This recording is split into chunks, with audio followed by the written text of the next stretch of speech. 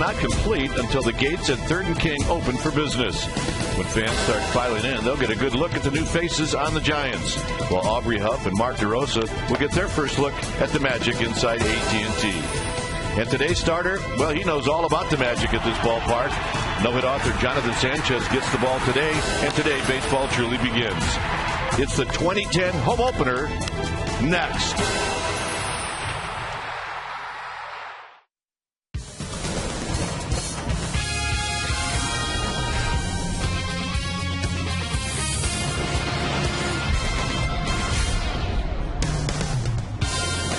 We've got a magnificent afternoon here at AT&T Park. We've got an electric crowd as we get ready for the home opener, and it's between the Atlanta Braves and the San Francisco Giants. Hi again, everybody. I'm Dwayne Kuiper. Alongside me is Mike Kruka. Well, this crowd is into it already. We've had Jerry Rice. We've had Steve Young. The players have been introduced. Okay, now we got the ball game.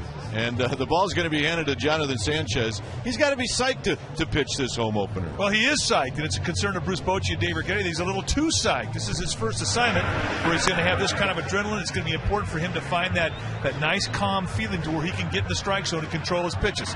And this year, the Giants are hoping to find out. Is this the 8-12 pitcher of 2009, or is this the guy who overpowers and can no-hit like he did last year against the Padres? We'll wait and find out, but right now he is one of their keys to the season. Giants are 3-0, the Braves are 2-1, and we've got the home opener. When we come back, we will have the lineups of the very first pitch right after this.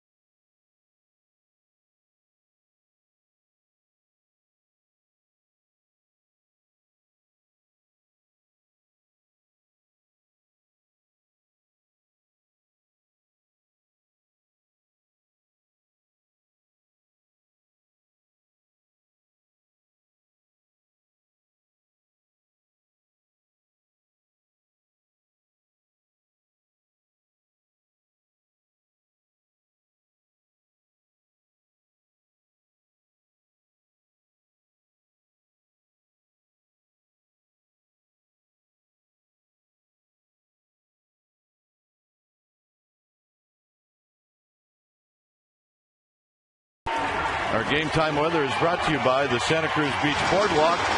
The admission free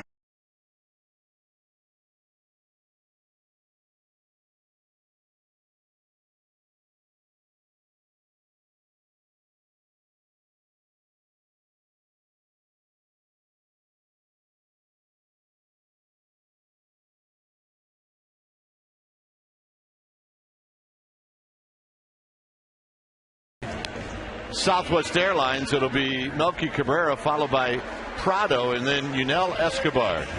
Last season, 14 home runs, 76 runs batted in, and he's a force, folks.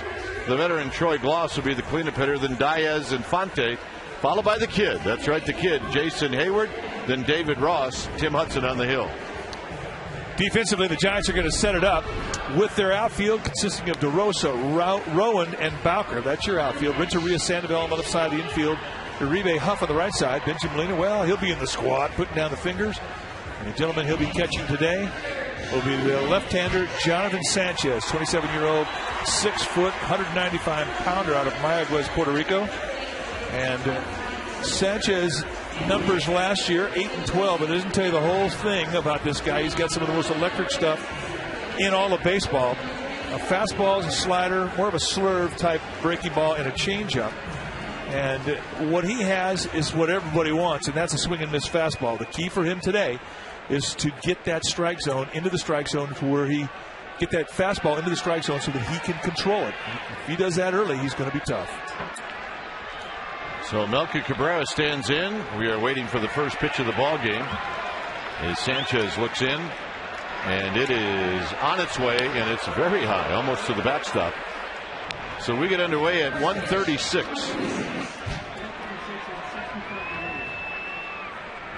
You can understand that Jonathan Sanchez is a bit psyched up. 2 balls and no strikes. And when you're amped up, your arm, and you really don't feel much of your arm below your elbow, and it affects the command and control of your pitches. You'll know it starts to wear off when he gets that fastball in the strike zone. Right now, he's behind 3-0. Cabrera, in that opening series in Atlanta against Chicago, went 1 for 13.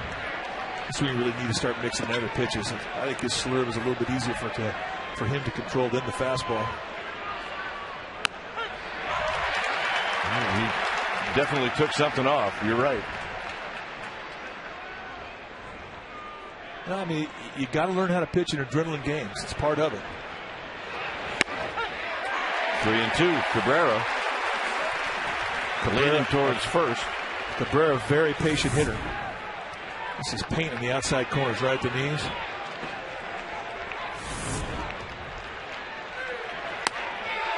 And a little high. Time now to take a look at our Toyota keys of the game. And first and foremost, one of the keys is for Jonathan Sanchez to settle in. Get that adrenaline to wear off. Get into a calm to where you can control yourself and your pitches. 2, take what Tim Hudson gives you. He's a kind of a pitcher that's going to really command the low part of the strike zone. And you cannot try and do something with a pitch that he doesn't want you to do. So if he pitches you away, go the opposite way and play a clean defensive game. You've got to back up the young pitchers, and you've got to catch the ball. Here's Prado. Prado off to a good start. As slow a start as Cabrera is, it was just the opposite for Prado. He went 7 for 12 against the Chicago Cubs.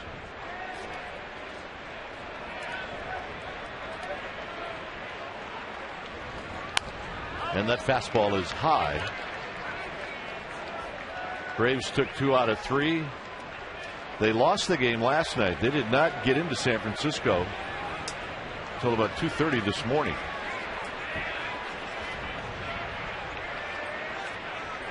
One ball and 1 strike. The Braves played at home. They could have played a day game, but they chose. And I'm sure it had something to do with the Cubs and trying to get a better attendance.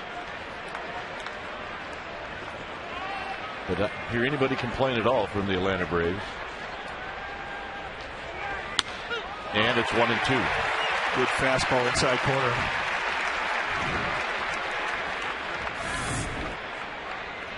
Just kind of a fastball that will at times just have that little second stage movement that jumps into hitters.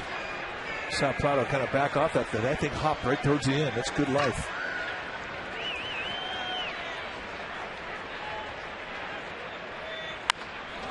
Line to left, and on the 1-2 pitch, Prado with his 8th hit of the year And now here comes Escobar. Prado was one of the hottest guys, not just on the Braves club, but in the league. Off to a great start. Not much stride, so a wide open stance. Good 2-strike swing, very compact. Got a pretty good pitch to hit right there. Sanchez still is not locked in, and that was a mistake to location. You're ahead the count 0-2, 1-2. You don't want to give a hitter that good of a pitch to hit, especially a hot one. Here's Escobar. Escobar is 3 for 6 lifetime off of Sanchez.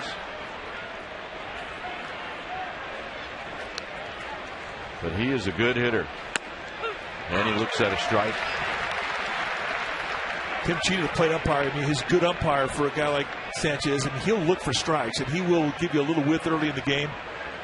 He likes to run a quick pace, and I think pitchers appreciate his strike zone.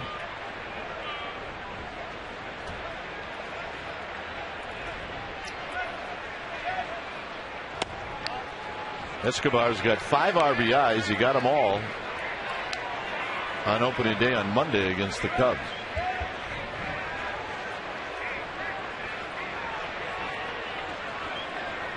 Renteria and Uribe looking for the double play ball. 1 ball and 1 strike.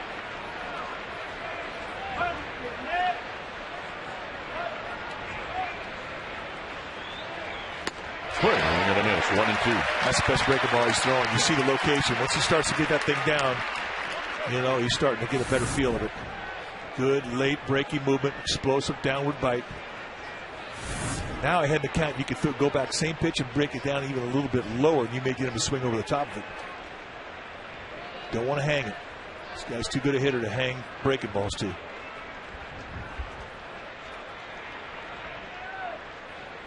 Got him. Perfect pitch. The last 2 pitches he's throwing gives me an indication he's starting to settle in. He's starting to feel a little bit better out there. Starting to get a feel of his arm. Just a little bit lower, and there's the swing over from Prado, or Escobar rather. You get your first out, especially on a strikeout, that will do wonders to settle you down. Here's Troy Gloss.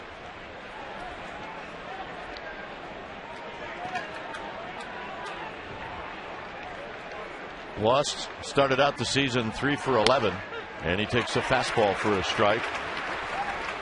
He's faced Sanchez 3 times. He's got 1 hit, and that hit was a double.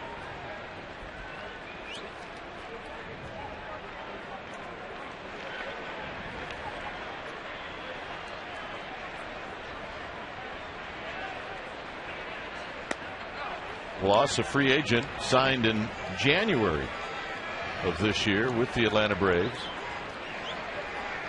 He played 14 games with the St. Louis Cardinals last year. He had a shoulder injury. I think he's a dead low ball hitter. I agree. Fouls it back. It's 1-2. I think you do him a favor if you're throwing sliders too, especially with the fastball that Sanchez has. I'd like to see him go at the belt or above this guy.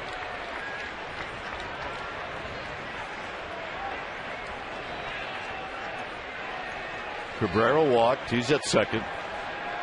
Prado singled. He's at first. Escobar struck out. It's 1-2 to Gloss.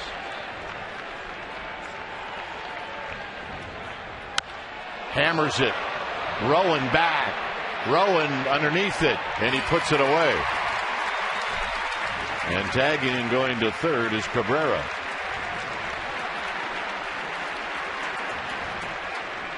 I think Gloss hit that ball really well.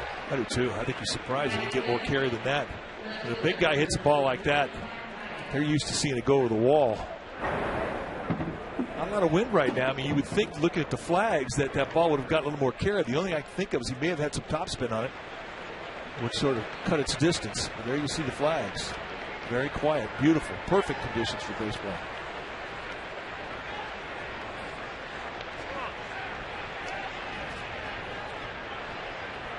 Matt Diaz. Diaz has only batted twice this year. He's 0 for 2. Chipper Jones last night, early in the game, pulled a muscle in his side. I believe they call it the oblique. And he may not play in this series. Swing and a miss. 0-1 to Daya.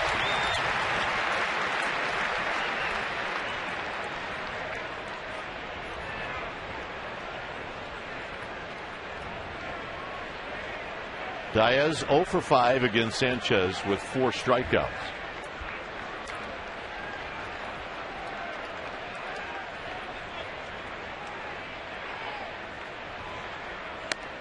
At the knees, 0-2. You can see as this inning has progressed, the sights on his pitches have gotten lower.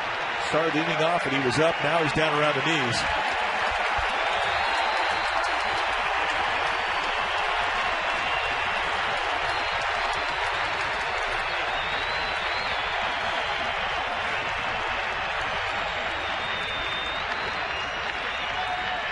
Got him. Benji Molina knocks it down. He will throw, and they got him as Huff stays on the bag, and that ends the inning. Whew.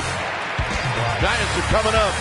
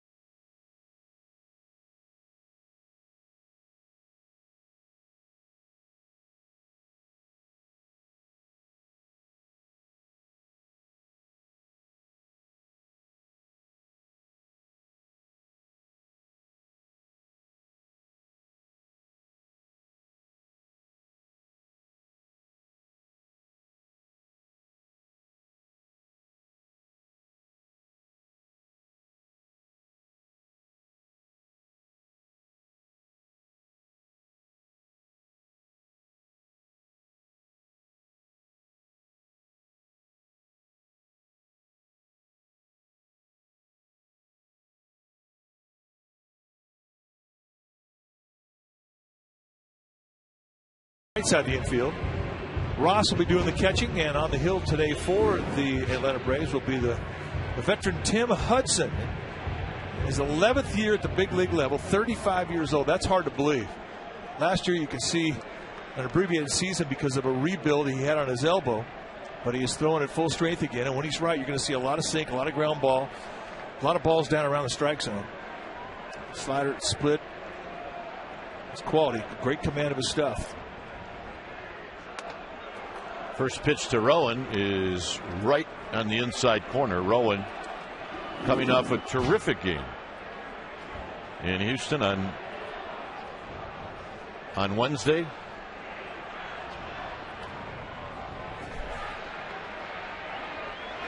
On the ground to second, slowly hit. Infante will make the play. And let's check in with Amy G. Amy? Hey, how you doing, guys? Up next, Edgar Renteria. And, of course, we're seeing a whole new Edgar Renteria in 2010 because he's a healthy Edgar Renteria. Of course, in Houston, he had an amazing series going 8 for 11. He went 5 for 5 on Wednesday, tying a career high. I spoke with him earlier, and I said, being healthy physically with a good elbow and a good shoulder, how does that help you mentally? He said it means everything because it's not a nagging feeling in the back of his head.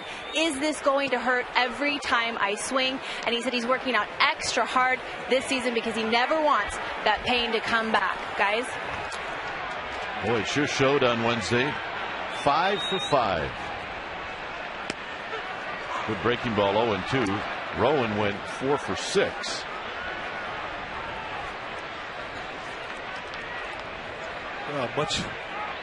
stronger top hand and really able to pull the ball. He couldn't do that very much last year. Hudson 4-4 lifetime against the Giants. In his career, 148 wins against 78 losses with a 3.49 ERA. Those are great numbers. Inside to Renteria. As you mentioned, the Braves got in late last night. Probably didn't get to bed much before 2:30, 3 o'clock. But Tim Hudson, he came out to the Bay Area early, so he's well rested. A lot of those wins that Mike's talking about right across the bay. Part of the big three. There's Zeno, Tim Hudson, Mark Mulder. Renteria up the middle. It'll be Escobar. 2 outs. A couple of ground balls, and here's Sandoval. So for Renteria, number 48, he's got to be shocked that he didn't single.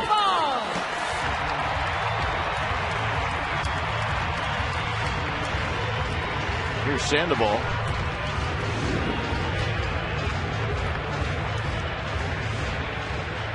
Sandoval 4 for 13 in Houston. He's never faced Hudson before. And he fouls this one out of play.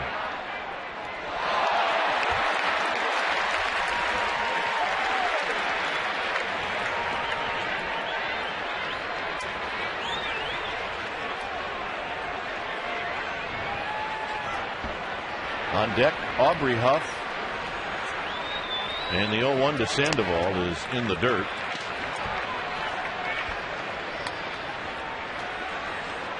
Sandoval in that 10-4 win over the Astros on Wednesday went 2 for 6.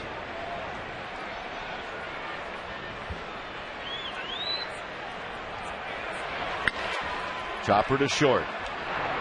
And for Hudson, he gets 3 ground balls, and the Giants are retired in order. Bottom of the second coming up, no score.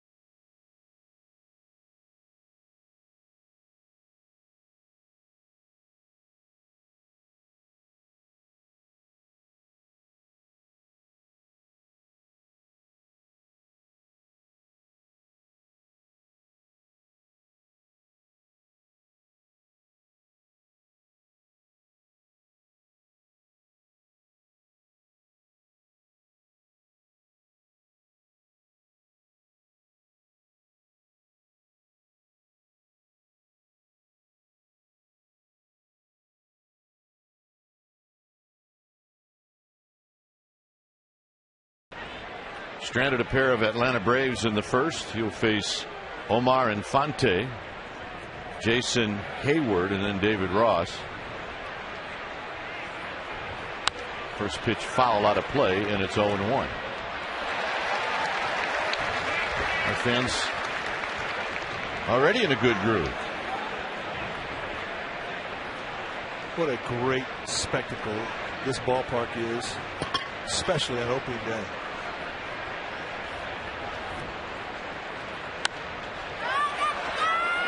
Right backing out of play.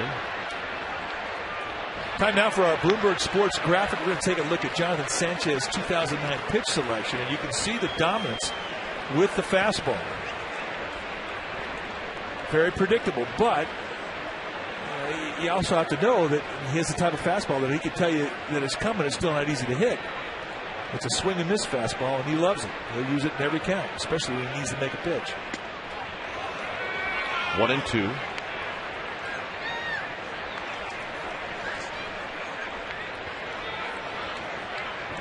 Infante's only had a couple of bats lifetime against Jonathan Sanchez.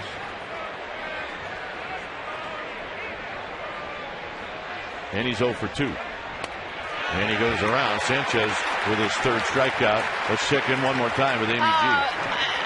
This is probably one of the greatest days ever. We're with arguably the best football player ever, Jerry Rice, and we know you make great receptions. Who knew you could throw a strike like that? Oh, my God. I was so nervous. I just wanted to get that ball to the plate, and I was able to do that. Then, of course, Steve wanted me to go deep, and he threw it up. It was no way I was going to let that ball hit the dirt. Just no way. You had the adrenaline factor going for you, right? Yeah, I had all of that going on, and this place is just electrifying right now. You know, opening day, a lot of fans came out to support. The Giants are hot, so it was good being in that dugout, you know, and when those Jets flew over, I got excited. Man, that brought back memories. I was ready to, you know, to lace them up again. We would like to see that. Are you telling us something? No, you know what? No, you got to know your limitations. There's no way I'm going out there in that outfield. I might be able to chase some balls down now, but I could never hit the curveball. Oh, yeah, that's a hard one. Yeah, Me either. You know, to stand in there and just, you know, and just watch that ball all the way and try to make contact with it. But in baseball, the strength is always in pitching, right? I mean, that's what they always say. You win games with pitching, and you threw a strike. Maybe Steve Young can pitch. You know, the thing is, he told me he could probably throw about 65. So I think the players will have a difficult time trying to hit a pitch at 65 because that's just too slow. Or a really, really easy time. Easy time, just take it out of the ballpark. Now, Jerry, you have a huge day coming up. You are a Hall of Fame inductee. Have you been able to soak this in? No, everything. So much is happening for me right now. You know, I got the nationwide tour with Fresh Express Classic coming up next week in Hayward, where I'll be golfing with some of the players that are like one step below Tiger Woods and stuff like that. So I'm in that. Then I got the Hall of Fame where I get a chance to say thank you to all the fans and stuff like that. I don't know. I just don't know if I'm going to be able to channel my emotions. You know, because all of a sudden you think about all the players that been inspirational to you, like, you know, Bill Walsh, like my father, which is deceased. You know, he played a very important part. So it's going to be a lot, but at least I get a chance to say thank you to the fans. And you know what? That's the day you get to let the emotions fly, and we're looking forward to seeing it. Thanks for your time, fellas. Let's go back up to you. All right, thanks to Jerry Rice. And, of course, nice job by Amy G. You're looking at the young kid, Jason Hayward. And Sanchez will win the battle on a pitch in the dirt. And Sanchez now with 4 strikeouts. But once he started to get the ball down around the knees, you could see he started to get some confidence and some good consistency with his release. He's able to repeat the stroke, and here ahead the count, just going down the dirt. His breaking ball very explosive, very late, and right now the Braves are not picking it up. Escobar, Diaz, Infante, Hayward all have struck out. And here's David Ross, the Atlanta Braves catcher. A lot of youthfulness in that Jerry Rice guy. You know, if you're a Bay Area fan and you were lucky enough to be alive during his heyday, you were how special was that? Oh my goodness! Montana to Rice, Young to Rice, a lot of great memories. On the ground, Sandoval. The Panda gets up, and he throws it over Huff. And at second base will be David Ross. It'll be a hit and an error. Well, unfortunate, because that was a sensational stop to the backhand of the Panda. Take a look at the range, and people that say this guy doesn't have range, they have no idea what they're talking about. And normally a very accurate arm, but early on this year he's had some problems throwing strikes to first base. And you can see the reaction from the Panda after it goes high. Not happy. Tim Hudson will hit.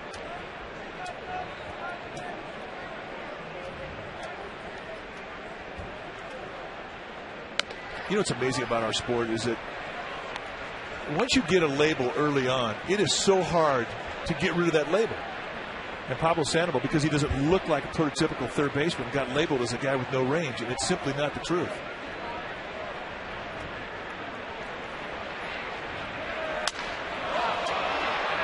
DeRosa racing in. Now he'll slow down, and that'll end the inning.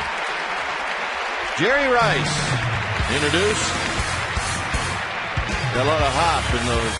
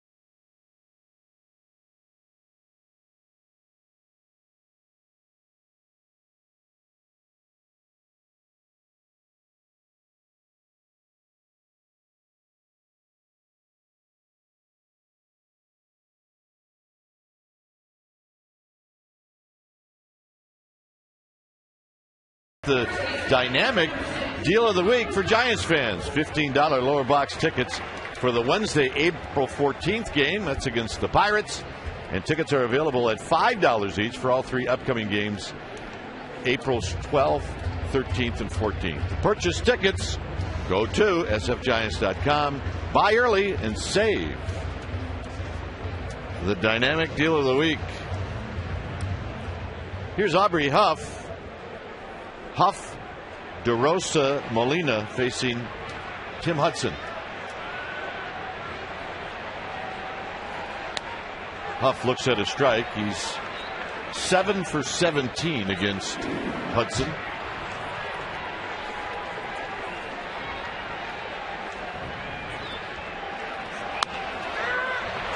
Off the end of the bat. Now Cabrera's come racing in, and he'll make the running catch.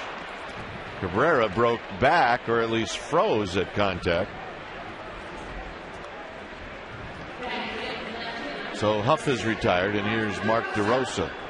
You know, it's such an advantage for a veteran pitcher on a day like this when you know there's a lot of distraction.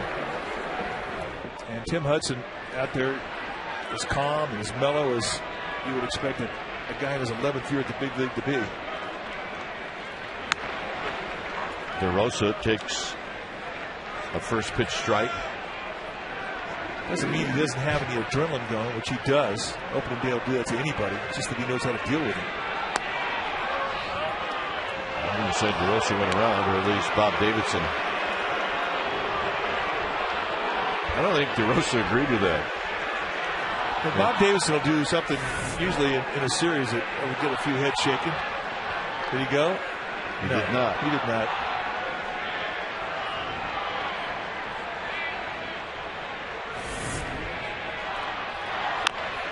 Right back to Hudson, and Hudson will throw on to first. So DeRosa retired, and here's Benji Molina. when you make contact and you know you're going to be out and you're running down the line, you know what you're thinking to yourself if you're Mark DeRosa? What's that? Am I going to say something to Davidson or not? Because we're going to be coming together here in about 90 feet. Well, I think he very wisely bit his tongue. Because you really do want to say something.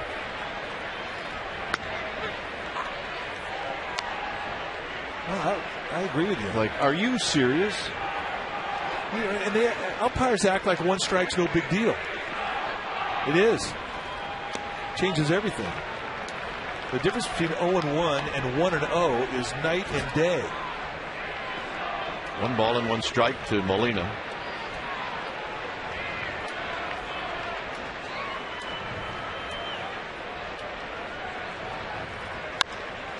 High fly ball, right field. Hayward way out, and Triples Alley puts it away, and that ends the inning. Hudson 6 up, 6 down. Here comes the third.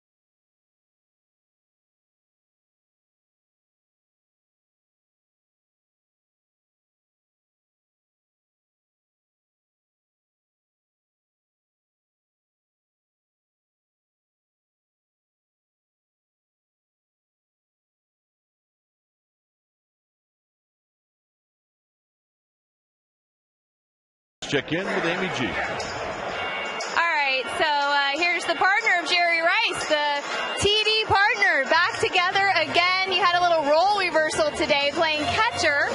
How was that for you? I don't know if I could play receiver very long because I like to call the plays. That's how I started playing quarterback, but a little less pressure than having to throw the fastball in there the first pitch of the whole season. So Jerry did a great job. He said that there was no way he was going to drop that ball that you threw to him. Yeah, no, I kind of underthrew it. I didn't know if he was really ready to run. Looked like, knowing Jerry, I should have put it out there a little bit. Steve, we know how important in football the quarterback-wide receiver relationship is. Do you find it similar with a pitcher and catcher? Oh, yeah. I mean, there's a timing and a communication that you have to have. And, the pitcher and the catcher really, that's all they have. Where in football, there's a lot more guys. But with the pitcher, that's all he's got is his catcher to go through and talk him through some tough times and so forth. But Jerry did that for me, and I did it for him for a lot of years, to talk him through some of the tougher things that happen on the field. Home opener in baseball, does that remind you or set you back to times of your first home game in football? Well, yeah, no, I had to get used to the time, kind of the intensity of baseball, and this is probably other than playoffs, probably as intense. So it felt good. I mean, Jerry Bolt and I turned to each other like, hey, this feels good. We want to play. Well, and as you can see, Steve's still getting tackled, although you were able to avoid a lot of tackles. His son Jackson's getting him right now. Hits at home than I ever took in the season, that's for sure. All right, a Bay Area favorite, Steve Young, guys. Yes. It's the best. A double by Melky Cabrera, and here's Martin Prado.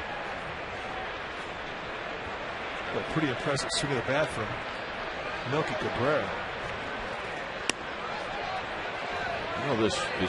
The closer Rowan got to the ball, the more the ball worked itself away from Rowan.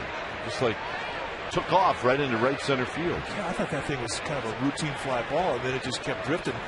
And that just gives you an idea of how perfect he hit that ball, because it was the backspin that just provided the carry. Now Benji Molina's ball carried a long way as well. This is the swing of the bat we're talking about. Ball backspins and just starts leaking away from Rowan. He had no chance to get this thing. It turns out being a gapper, a two-base hit, and really a nice play from Rowan to hold it to a double.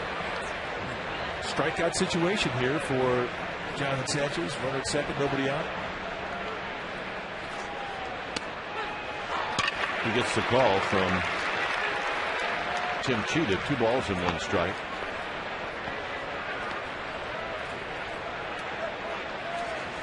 Sanchez pitched through some trouble in the first inning. He's going to have to do it again here in the third.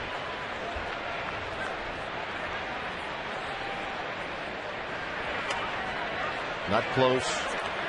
3 balls and 1 strike. Now the concern that I had for him early on, being able to wear down that adrenaline and get a feel of his arm, I don't have that concern anymore. To me, it's the matter of being able to command the corners, but he's definitely established knee-high location, and that's important. And the walk. So he's in the same situation here as he was in the first. Yeah, you don't want to make a habit of allowing the first 2 guys in the lineup to get on base and start an inning with nobody out, face the 3, 4, 5 guys, but he's going to try and do it again here.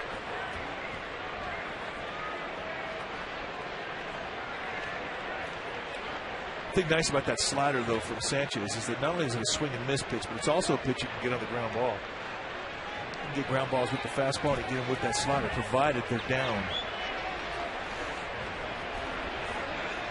Escobar struck out in the first.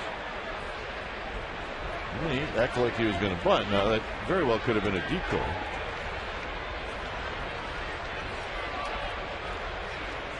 Good play. I mean, that was a play that was called for by the bench. Bochy wanted to see if indeed Escobar would show a bunt. Not close. 1 ball and no strikes.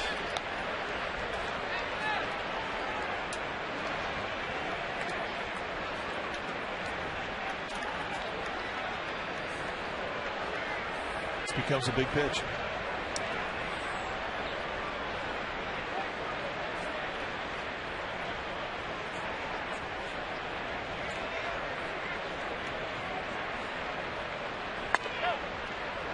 Two and 0. Here comes Dave Righetti. Well, I think there's some distraction every time that Escobar turns around and squares up the bunt. I think Sanchez is taking his eyes off the target.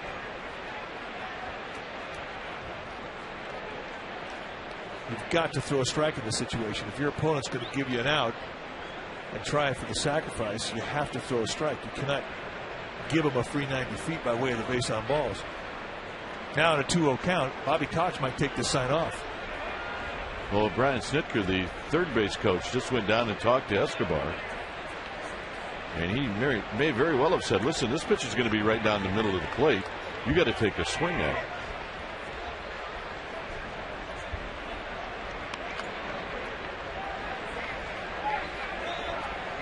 I mean, this is the count you want as a hitter. And the bunt. And they get the out. Maybe Bobby Cox is telling everybody that he thinks Hudson's got good stuff. Anytime you take your number 3 hitter and you bunt him with nobody out, runs for first and second, you're telling your team that you may be thinking runs are hard to get. And I agree with you that the pitcher you have out there isn't going to need a whole lot of runs. Hudson's faced 6 guys and he's got 6 outs. I can see why Bobby Cox would feel that way. Giants will play the infield back. Loss. Hit a ball to fairly deep center field in the first. Here he takes a strike on the inside corner. Big guy, long arms, planted in there. Perfect place to pitch him right there. Bunch him up.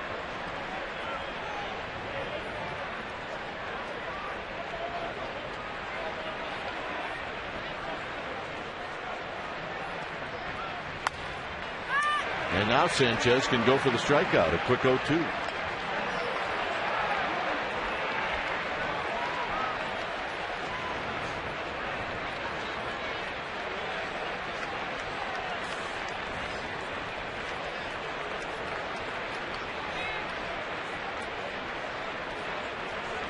Now you can go back foot slider here, throw it in the dirt, down and in. You go above the letters of the fastball.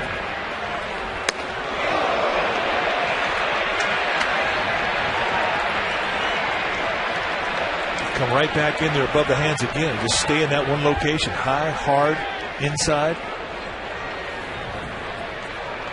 But if you throw him a slider, do not throw it in the strike zone. You do not have to in a 1-2 count. 50 pitches on the day for Jonathan Sanchez.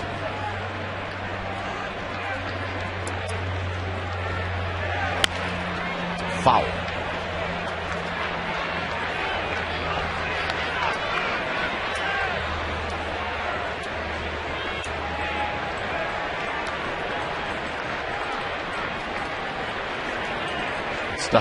Do you know that's Dr. C? That's Dr. C. Dr. Richard Cohen.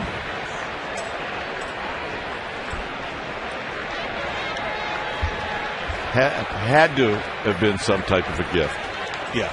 Oh, yeah. And he digs it out, and he singles to left. DeRosa is going to get to it. 1 run scores, and that's exactly what you were talking about.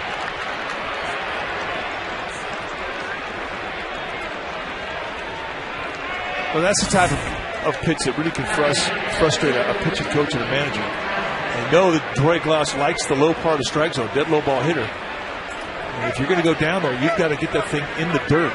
You're trying to make it swing at your pitch in the dirt. You can't leave one up to where he can hurt you. And hurt Sanchez, he did. Now, a lot of people might say, well, that wasn't even a strike, but good low ball hitters, they like that pitch below the knees. It's not a strike. Here's Matt Diaz.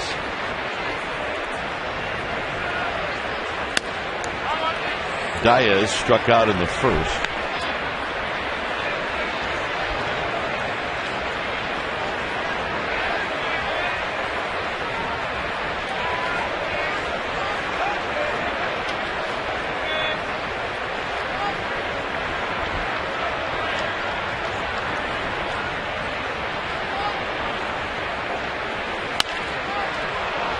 That'll flip right down into the Braves bullpen, and then a big bounce into the seats.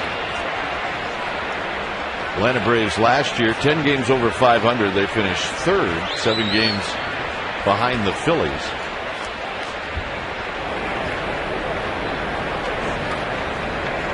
For Bobby Cox, he's saying goodbye after this year.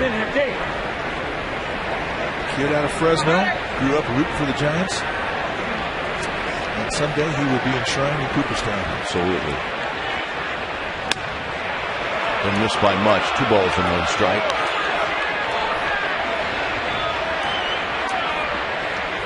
And he really is a great ambassador for the game of baseball. He is, as you would imagine him to be. 29 years as a major league manager, 25 with the Braves. 3-1. Just missed. Bobby Cox couldn't help. He had to go over and say hello to John Miller. 2 guys that'll be in the Hall of Fame. Yeah, 1 guy going in this year, John Miller. But Bobby Cox really is one of the good guys in this game. He will be missed when he steps down. And not just by the people in Atlanta, by everybody in the league. Towards the hole, Renteria will juggle it, and a run comes in. It's 2-0. It'll be an infield hit and an RBI.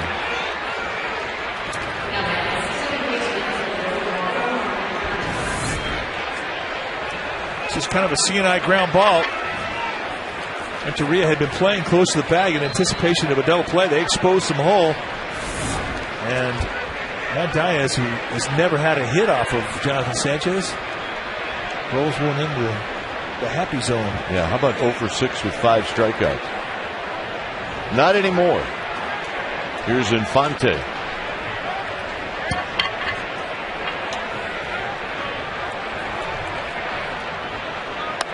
Right now, Sanchez did not get strike one.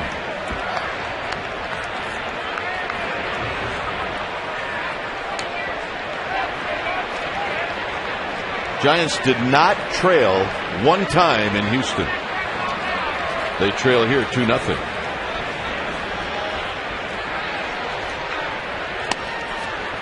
And Bruce Bochy's seen enough. Brandon Meadows getting a quick call to go down and start getting stretched.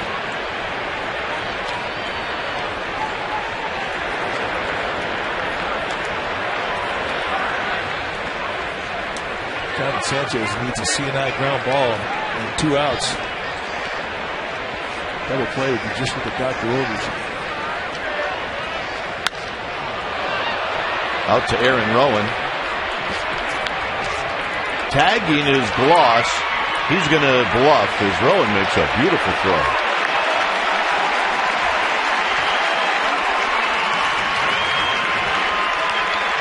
I believe riding that bicycle helped his arm. I think I agree with you. Let's take a look at Rowan. Throwing a seed right to Pablo Sandoval. But this is a good play from Gloss. I mean, your job as a runner at second base is to draw a throw. Even if you have no intention of going to third base, you come off that bag sharply. You cause that outfielder to make a throw. You never know. He may get a wild hair up his nose and throw it away. Here's the kid, Hayward. Hayward struck out on the pitch in the dirt in the second. Had the Will Clark moment on Monday where his first at bat he hit a home run. First at bat ever.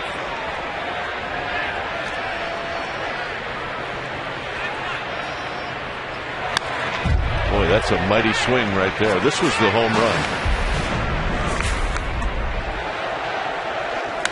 Carlos Zambrano challenged at the knees, and this was the result. And you talk about lighting up a crowd. That swing of the bat got everybody in Atlanta severely into that game. Now they call him the J. Hay Kid. 1 ball and 1 strike.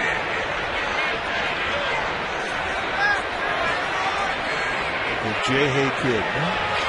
Right now he's got a batting glove issue.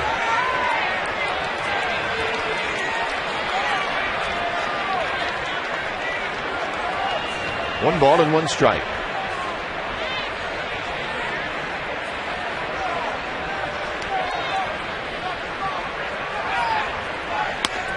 Right there, 1 and 2. He was guessing breaking ball all the way.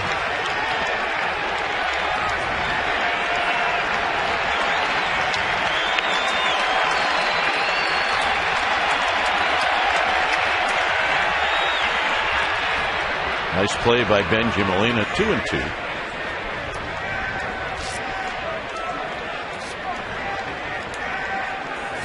The catcher, all you want to try and do is make that ball stop in front of you. And it does just that little rattle off of both shin guards, but once that ball stays in front of him, Troy Glaus, Matt Diaz going nowhere.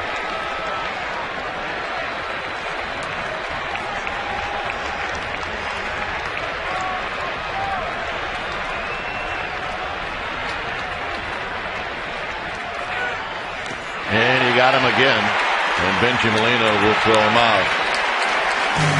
2 runs for the Braves. They take the lead. It's 2-0.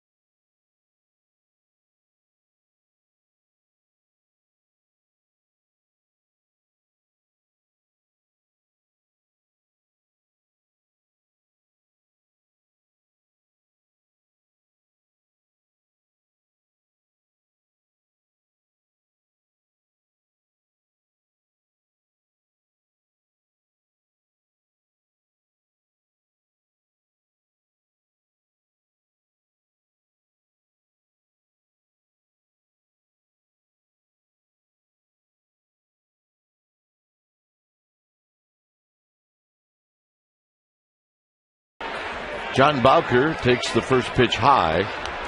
2-0 Atlanta. Bowker, Uribe, and Sanchez. Bottom of the third inning.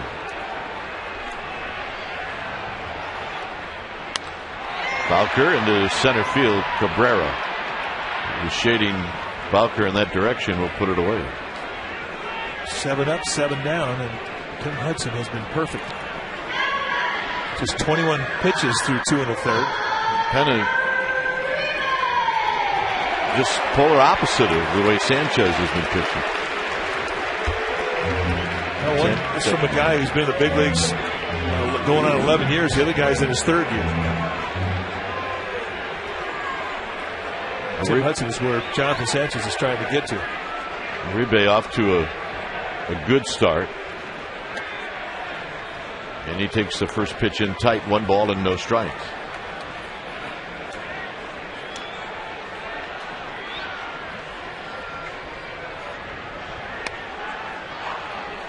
Well, that's the one right there. The little wraparound backdoor sinker where you can just throw it and you give up on it if you're hitting off him from the right side, and it just keeps working its way back to the strike zone.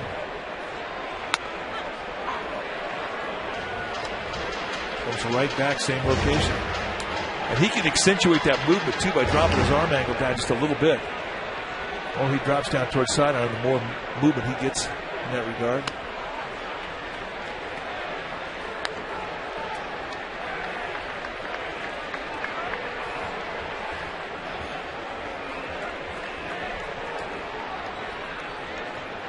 To pitch to Uribe. And it's Prado from his knees, and they got him. And they're going to say that Gloss held on to it long enough. At least Bob Davidson will make that decision. 2 outs. Martin Prado with an excellent play here. Off the crack of the bat, I'm thinking it's going to get through. Steers it down 360s in front of his knee, his right knee. That's how he has the same distribution of weight, back leg, front leg, even when he's on his back knee. He throws a strike to Glaus. Here's Sanchez. I mean, if you're Bob Davidson, you got to listen. You got to say to Troy Glaus, serious business. Yeah, catch the ball. You're making me look bad. Killing me. 0-2.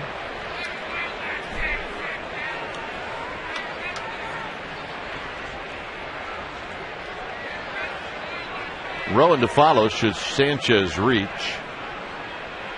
And that will not happen, and that ends the inning. First strikeout for Hudson. We will head to the 4th, 2-0 Atlanta.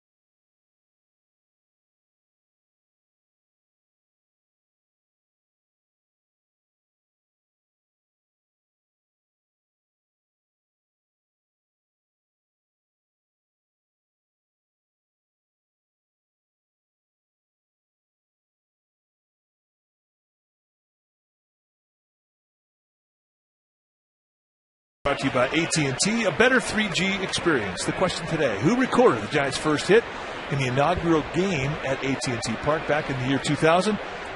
Remember, it was the Giants' first hit we want to know. Do you know? I do not. It was really a safe guess. Well, is that the answer? I don't know. There we go, strike one.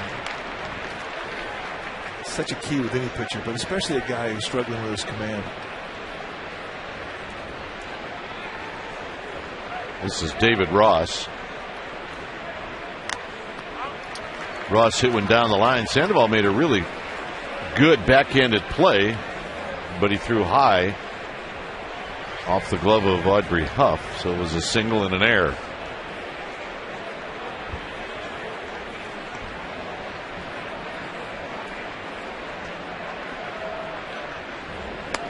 Good pitch. 6 strikeouts for Sanchez. Here's Hudson. Yep, he's got the panda. I don't know, is that a panda hat? What do you call that? Just I'm going with panda hat. Panda hat. Safe. And the big fist.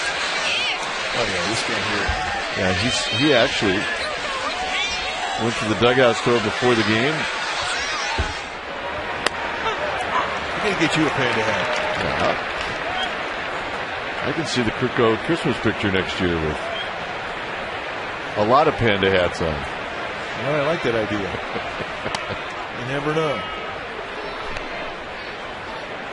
Actually, I think the Lincecum wig would be a better Kirko picture. Lincecum wig.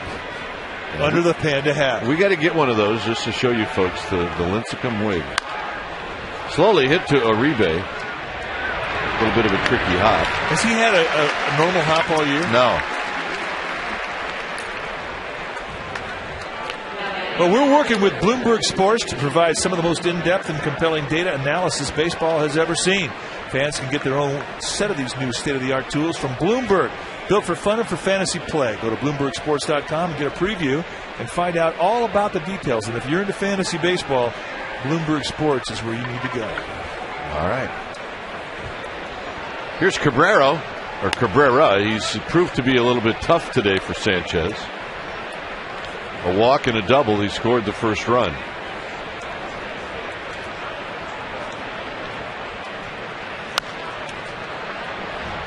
Foul down the right field line. Attacking that strike zone right now.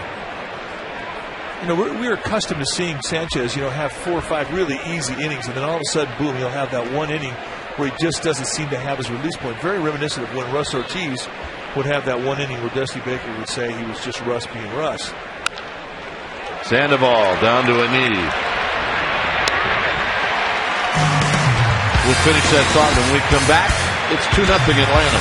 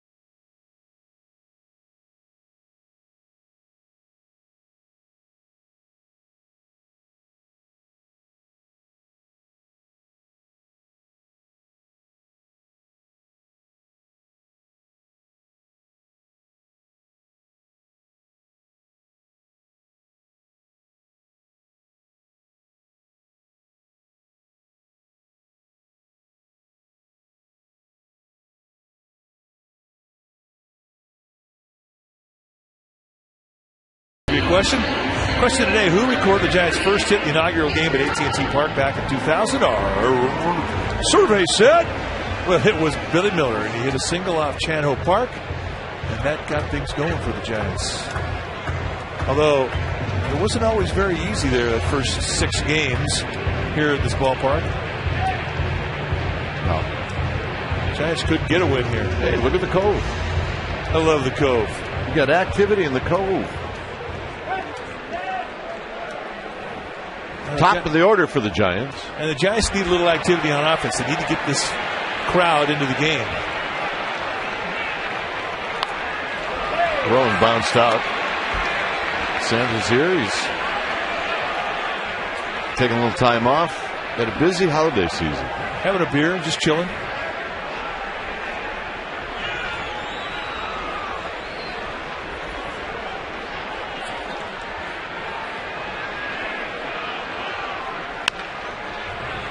Gloss, or check that Prado to Gloss.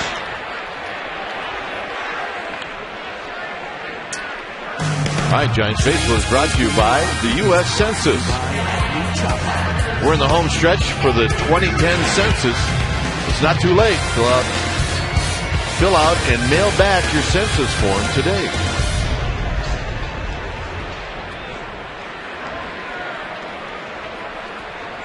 Yeah, they want some action too. Renteria bluffs a bunt. Not a bad idea. Team Prado, the Braves third baseman, playing back at normal depth, and Renteria checking it out. I mean, not a bad idea to do it again now. The only thing is, if you're going to bunt, you got to make it close to third base line, because Tim Hudson, one of the better fielding pitchers in the league, especially on covering bunts to the third base side of the field.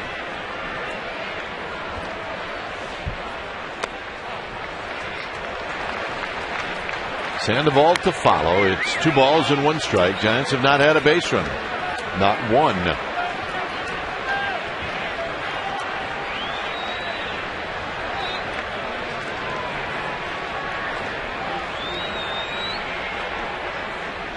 And Renteria will be the first. Stay hot.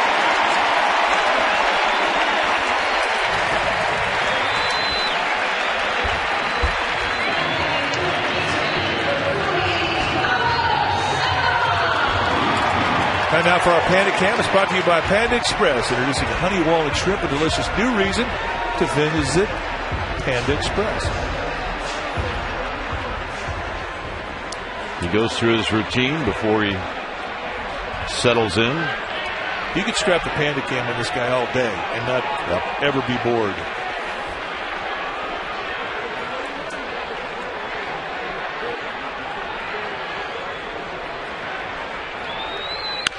Double play ball. 6-4-3. And Sandoval has done that a few times already this season.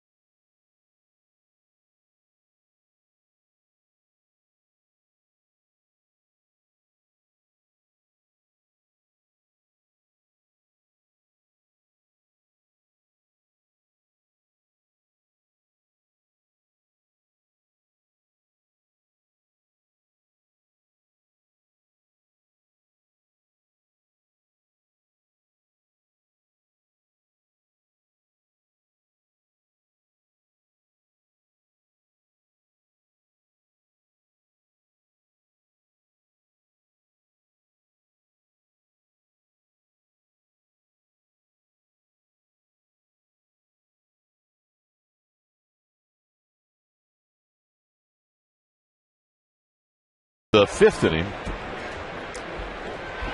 And here in the 5th, it'll be Martin Prado to lead things off. Just for the record, that's the 4th double play ball that Sandoval has hit this year. 4th. That means he's done it every game.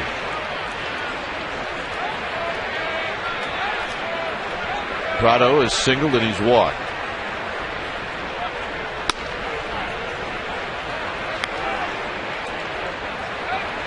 Bang, strike one. And the 0-1 pitch, not a bad pitch, just a little bit off the plate. And a solid line drive into left field. All right, time now for Subway Eat Fresh. Ask Kruk and Kuip. Visit CSN Bay Area, and we'll answer one every day. My name is Jeffrey, and I'm from Rockland, California. And I want to ask Dwayne Kuiper and Mike Krukow, who's your favorite teammate of all time? I got to go Hackman Leonard. You know what? I laid my eyes on Jeffrey Leonard the first day, and I knew he was going to be my favorite teammate of all time. Hackman. So I'm going to go with Jeffrey Leonard. Yeah, it's got to be the Hackman. Here's Escobar. Oh, man. He was not boring. No. Fun to be around. Especially if you're in a fight.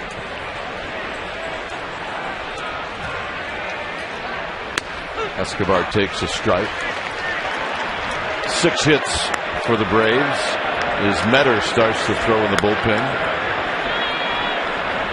Sanchez with 78 pitches here in the 4th. He had a lot of time in the stretch, too.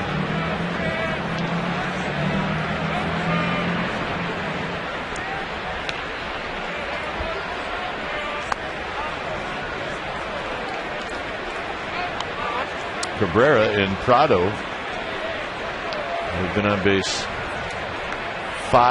combined 5 times.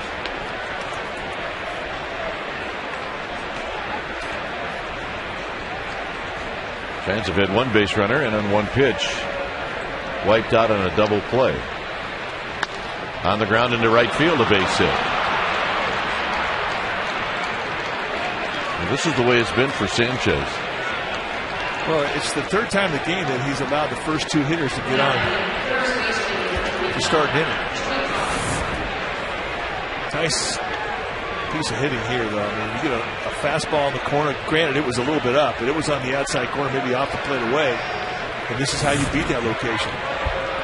Juan Uribe, who had been pinched towards the bag, anticipating the ball to try and turn 2 with. They had a little hole there on the right side. Escobar found it.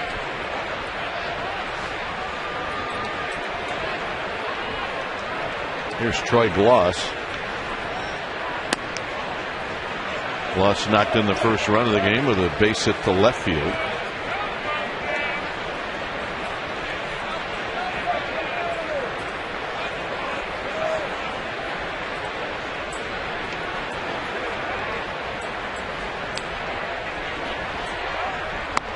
Two and 0.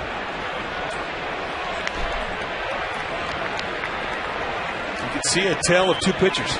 Just 36 pitches through 4 innings for Hudson. And 82 here with nobody out in the 5th for Jonathan Sanchez. And again, most of those pitches have been out of the stretch.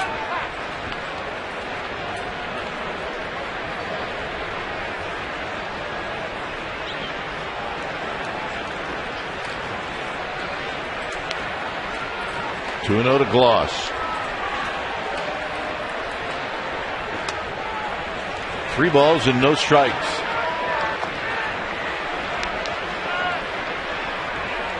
He's got a challenge now. And here's where you really have to just kind of say, well, I need to get lucky. You got to attack the strike zone. Just hope that maybe you get a strike and then a ground ball to get 2 outs. There's the strike.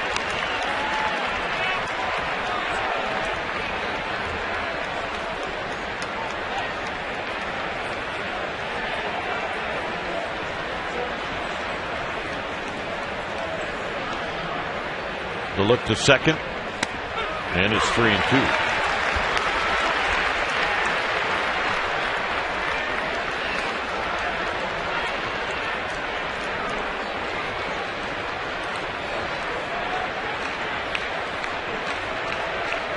Sanchez now spins back and chases Prado back to second base.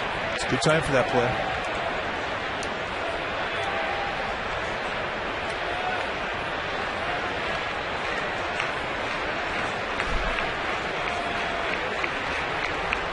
Runners go. Fly ball. Rowan will put it away. Both runners will scurry back. Nice comeback for Sanchez. Yeah, it really was. Down the count 3-0. You're facing a cleanup hitter who in his last at bat got an RBI single off you. You know he's confident. Look at the reaction from Glaus. I would say he's not happy. Well, the day is over for Sanchez. And when that happens, when it's time for a change, think Speedy Oil Change and Tune-Up. Your oil change, tune-up, and smog experts.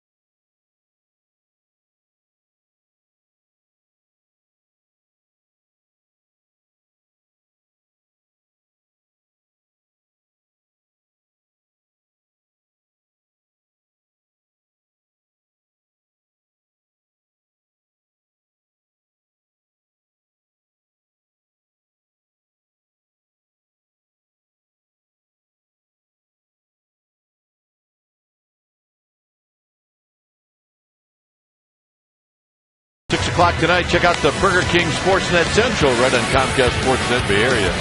Tonight, it'll all be about the Giants home opener, the Tiger Watch, and Jack Huss. That's right, he's going to accept his assignment to AAA. And for that kind of cash, I would too. Yeah, I would too.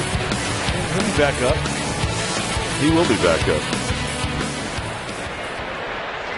So Metters replaces Sanchez. Those are the numbers for Metters last year. Well, he had a sensational season last year, almost a strikeout an inning. And for Metters, he's trying to find the feel with his pitches right now. He's a little out of sync. So this becomes a big outing. He did not fare well the only appearance he had in Houston. Fastball, curveball, cutter, and a Fosh ball pitcher. Diaz a little late down the right field line and out of play. I like that start. I mean, just come in there, attack, strike zone, boom. You cannot let a previous outing affect the way you pitch. Anytime you get the ball, you got to go out there and have that attack mode, especially out of bullpen. So important. For Metters inheriting a bit of a jam here, you've got to be aggressive. Flipped into right center field. That's going to fall. Bowker will get to it. Coming in to score is Prado, and it's 3-0.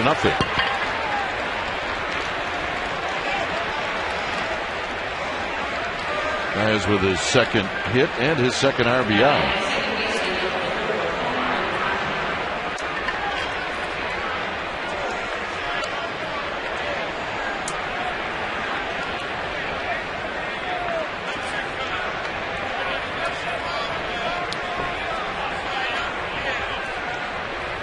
Eight hits now for Atlanta. Infante is 0 for 2.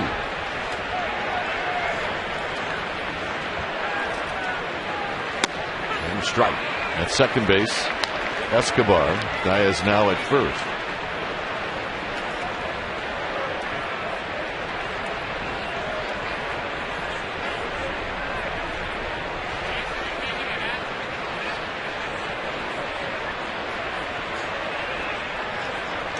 Letters at the belt, looks to second. Up and in. 1 ball and 1 strike.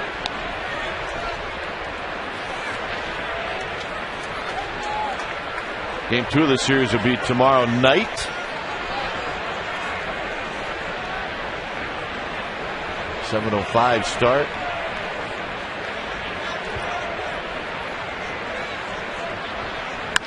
Double play ball to Renteria. Renteria juggles. Uribe got him. Side retired. A run on 3 hits, 1 left. Giants are coming up. Huff, DeRosa, Molina.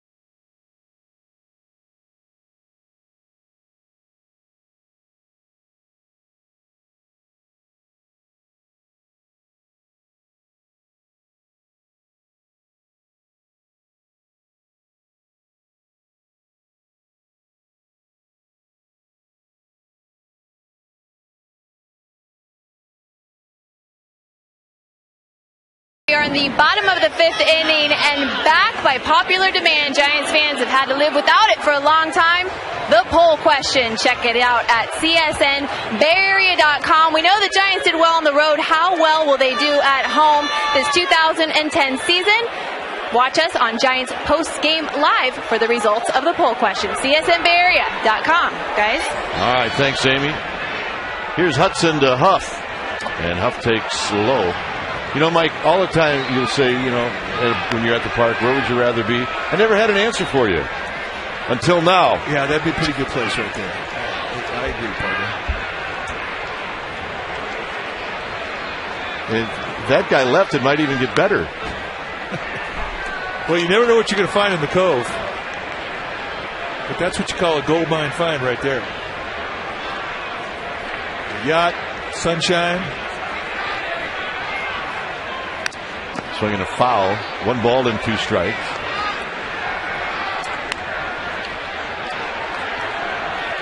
Interesting to see how the Giants are trying to approach Hudson the second time through the lineup. He pretty much had his way the first time through, 9 up, 9 down. Hudson is one of those guys who talk about you can't try and pull him if he's pounding you away with movement running away from you. Take what he gives you. Giants have been very aggressive. It's almost like they've wanted to beat Hudson early. They didn't want to get down deep in a count off him because he's had a lot of outs within 3 pitches.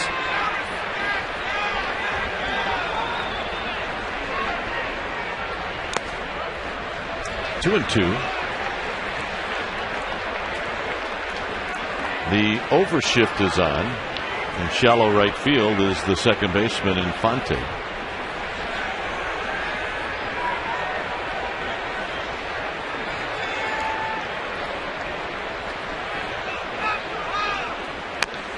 Fouled again.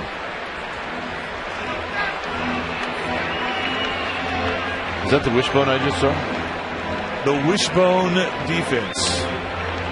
You should see it every day with Barry Bonds. It'll be interesting to see how the National League defends against Aubrey Huff.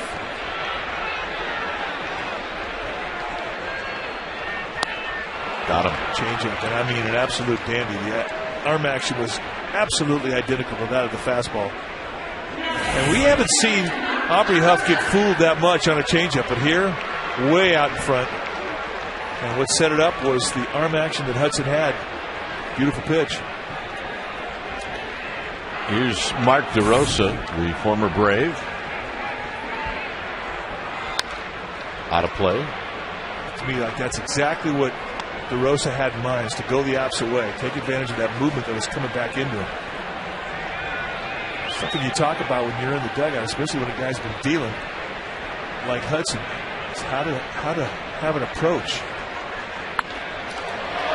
Hudson knocks it down. He will recover and throw high, but Gloss is a big fella. Well, check out the 2 bobblehead 6-pack options. Pablo Sandoval bobblehead 6-pack features the April 24th game with the Cardinals. The first 20,000 in attendance will receive a Pablo bobblehead presented by Chevron Extra Mile. And then the Tim Lincecum bobblehead 6-pack features the July 17th game versus the New York Mets. And the first 20,000 will receive the Lincecum bobblehead presented by PG&E. Price is $149 a 6-pack. Go to sfgiants.com and get yourself one.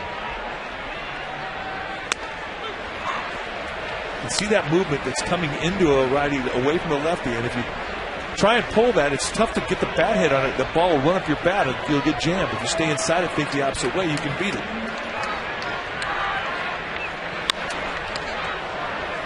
Off the end of the bat, 0-2.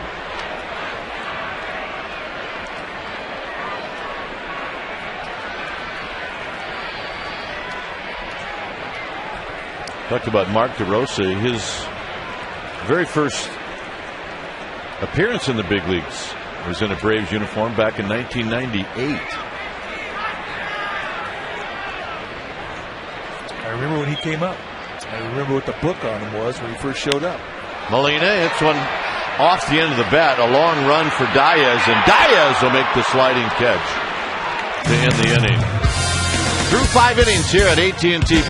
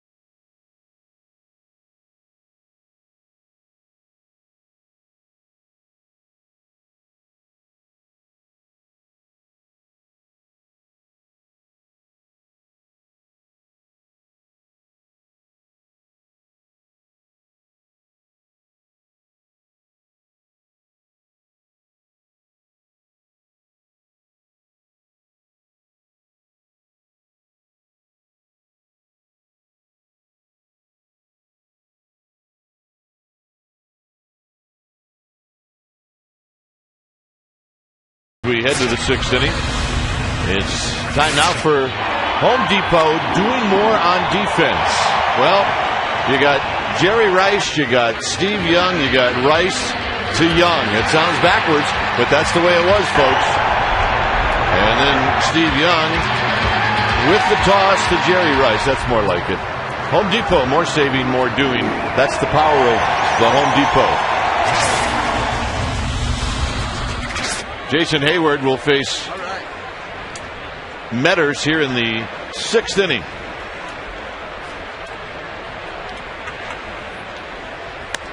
And the first one is high. Metters is starting out here the 6th inning after getting a double play ball to end the 5th. Good breaking ball, and Hayward looks at it. Hayward has struck out twice.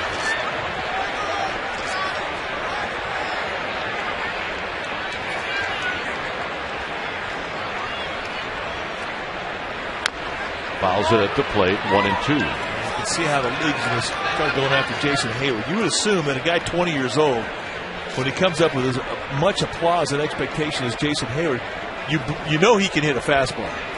It's a matter of whether or not he can hit a lot of big league off-speed stuff, and that's how the Giants are going after him. Fouls the fastball back.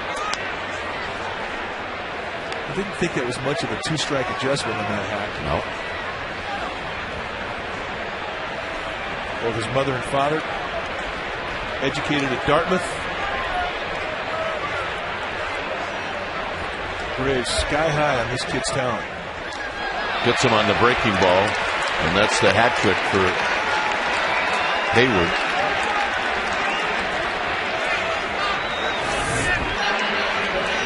No, I mean, and this is what your concern is when you bring a young player up, even one as gifted as Jason Hayward. I mean, there's going to be a period where the league is just going to mess with him. They're not going to throw him anything straight. They're going to just lay on the corners, and if he's aggressive trying to live up to expectation, it can be frustrating for a young hitter.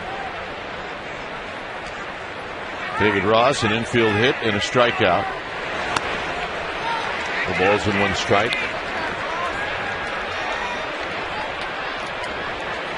Braves and Giants 3-0 Atlanta. Same score in Colorado, where the Rockies are hosting the Padres.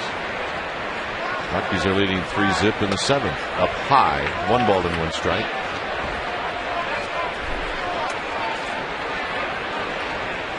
Talking about the game tomorrow, it'll be Derek Lowe against Todd Wellemeyer.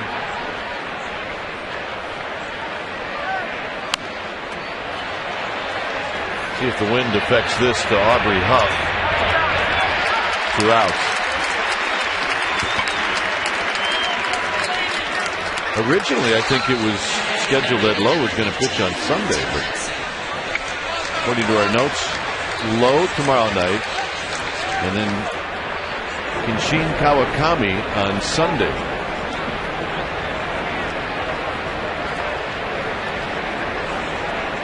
And he'll be facing Tim Lincecum as Hudson fouls it off the screen. There's Derek Lowe. Another guy you're going to see a lot of ground balls with. One of the best sinkers in the National League.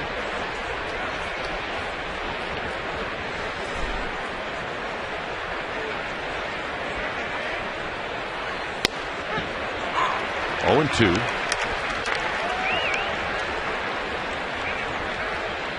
Chipper Jones not going to be in this series. In batting practice yesterday, hurt his side.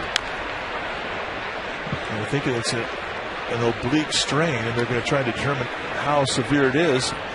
And Monday, it's possible that he could go on the disabled list. But he is not expected to play here in San Francisco.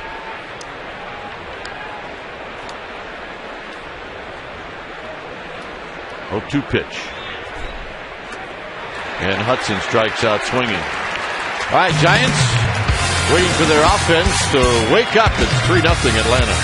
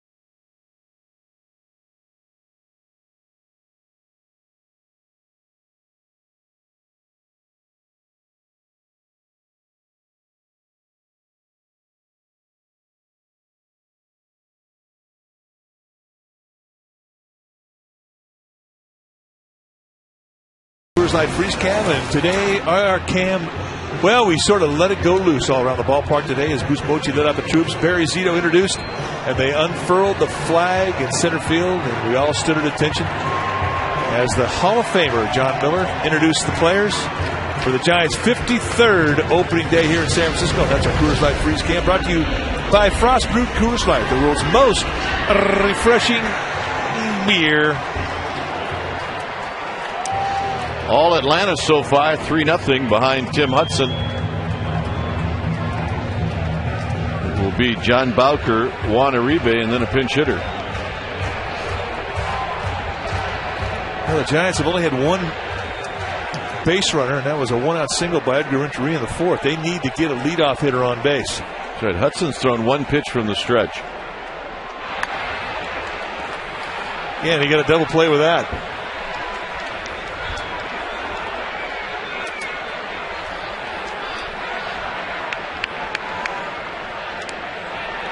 To the backstop, 2 balls and no strikes. One thing he's done, though, is when he's had to make a pitch from behind, and it hasn't happened very often, he's always located knee-high on both sides of the plate with sink. He hasn't used any other pitch but that sinker when he's had a 1-0 or 2-0 count. Not close.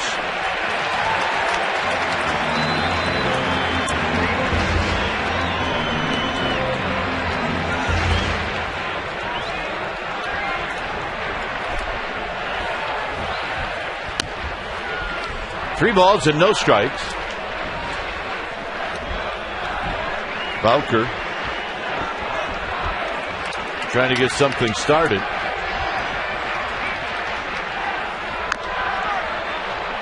Bowker with the green light. There's that sinker, 3-0 and 3-1 as well. Just pounding that outside part of the plate, taking advantage of nice location, late movement.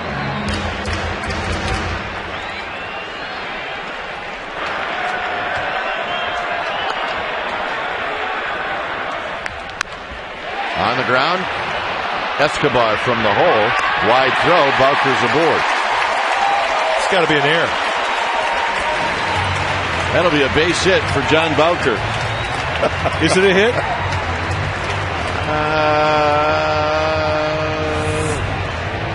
I'm saying 55% of me says it's a hit. It's pretty routine. He's got all the time in the world, just throws wide up the line. Bowker by Glaus. What did I tell you about routine? Well, there's no such thing as a routine play. So they're going to give Escobar an error. Giants don't care. They got a base runner on to start an inning. Here's Uribe. In tight, 1-0.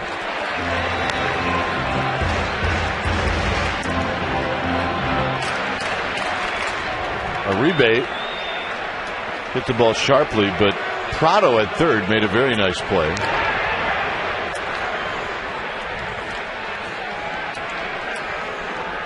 Nate Scherholtz is on deck.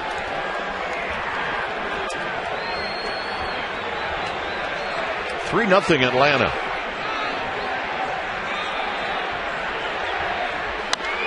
Down the right field line, foul. Good approach, though. Stay inside the movement. Try and use that right side of the field. One thing Hudson has not done today with the fastball, he has not cut anything away from a righty into a lefty. Stay inside, watch the knob lead. He's thinking right field all the way. That's a lot of movement. Haven't seen any mistakes up for Hudson. That was definitely up.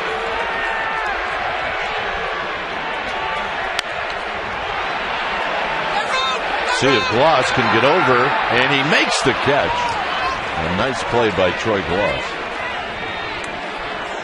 Well, this is the final weekend to take advantage of the Cy Young season ticket plan. View level seats on the first base side. Tickets are only $10 a game. Plus, you receive all the benefits of being a season ticket holder, including the chance to meet your favorite 2010 Giants player.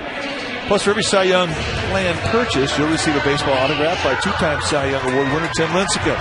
The number of seats for this offer is now extremely limited. It will also help you find partners to share a plan with. Ticket reps are waiting here at the ballpark, so you can call one of them right now at 415-972-2298. Nate Scherholtz, a pinch hitter, with one on and one out.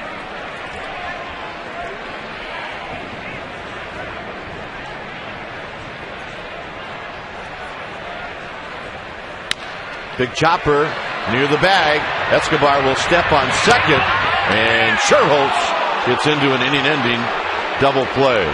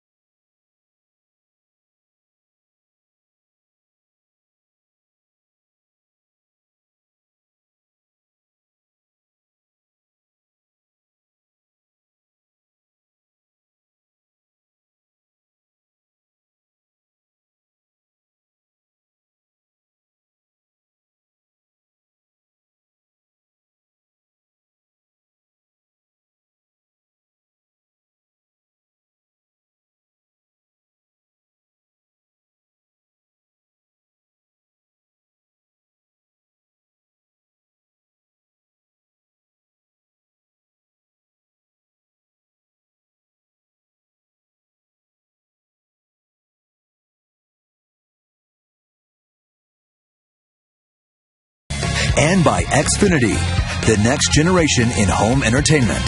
Now available in the Bay Area and coming soon to the Central Valley. 3-0 Atlanta as we head to the 7th inning.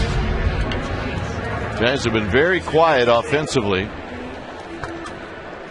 They've had a couple of base runners, a single, and an error. That's it. Guillermo Mota is the new pitcher. The numbers for Mota last year with the Dodgers: 61 games, 39 strikeouts, 24 walks. Mota is a guy that can do a number of things with the fastball. He can 2 and 4 the seam the fastball, and he'll run some velocity anywhere between 88 to 96, depending on the grip. If there was a circle change and a slider. Here's Melky Cabrera.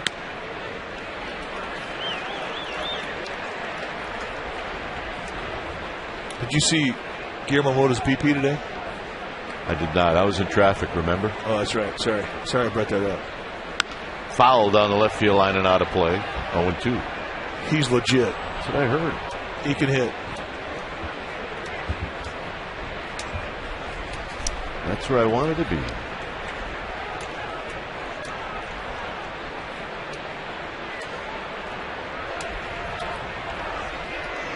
Prado to follow, and then Escobar. Fastball is high, 1-2.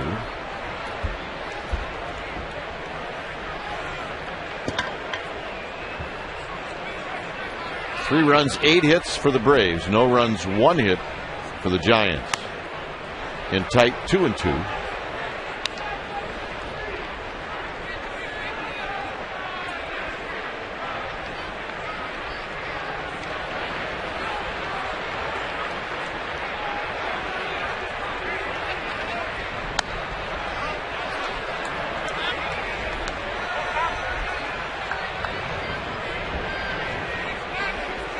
So now Mota has to come in. It's 3-2. 0-2 to 3-2. It's been a good at bat. Cabrera really does know the strike zone. DeRosa shading his eyes. This is not, he doesn't see it. Now he does. And he puts it away. All right, let's check in with Amy G. Amy?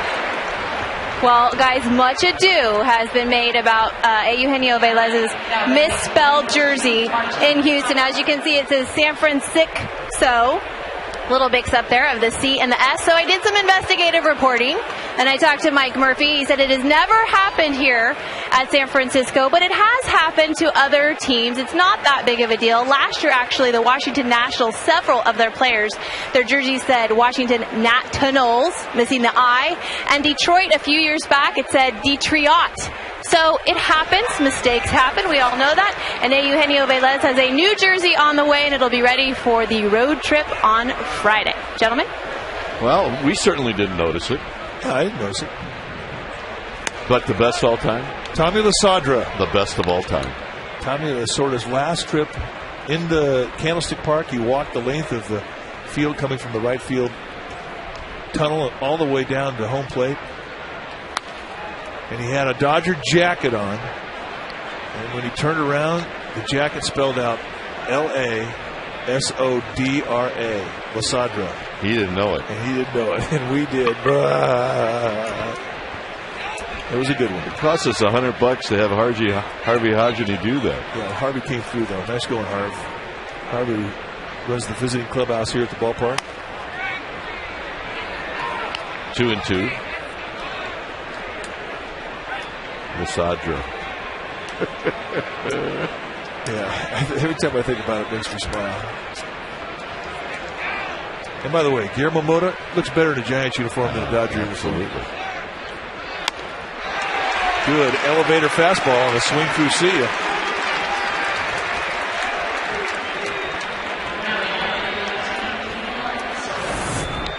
And Martin Prado has been on a roll. He's been on like an Edgar Renteria roll. He hadn't struck out much. But here chases a hard one. Grabs some pine and eat. It's only natural because we're all ball players that you form an opinion about somebody in another uniform. It's true. And you do it instantly. And then if this is hit on the ground and Renteria will throw him out. Mota? I don't know. I wasn't that keen on it. Now, awesome guy. He's unbelievable.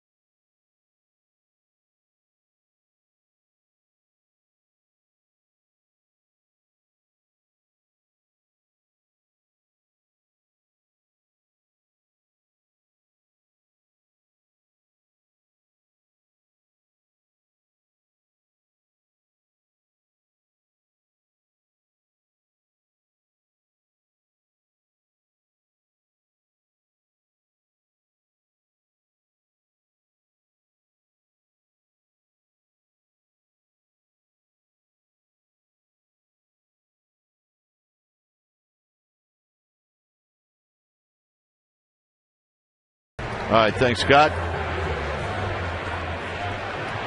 What did Harry Carey used to say, 7th inning stretch in Wrigley Field? Let's score some runs. No, let's get some runs. Right. Well, you got to make sure that you say those things correctly. Here's Aaron Rowan to lead things off. It'll be Rowan, Renteria, and Sandoval. And the first pitch to Rowan is up high. Rowan has bounced out twice.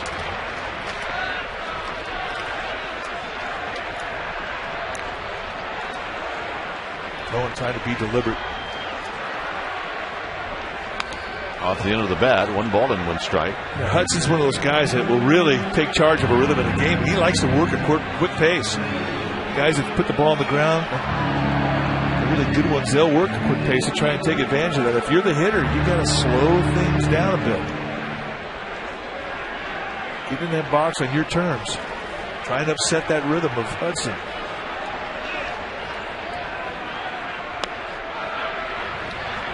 Hudson wanted Rowan to chase that. He didn't. It's 2 balls and a strike. 3-0. Atlanta. Giants with 9 outs left in this game. 2-2 as Hudson ran that pitch right in on the hands. Well, they were saying that Hudson had a great spring. Last year, he only had 7 starts. Really battled arm injuries the last couple of years, but he looks fantastic today. Just 1 hit allowed. Rowan flips one to right, and he's got a leadoff single. Just 2 hits allowed.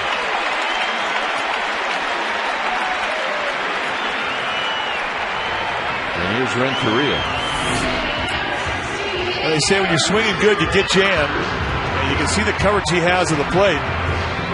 The movement pours in on him. It bends his elbows, and he fights it off. And here's an example of just how strong he is. A lot of guys, that's just a doink pop-up to the first baseman, but as strong as he is, he gets it out to the outfield for a base hit.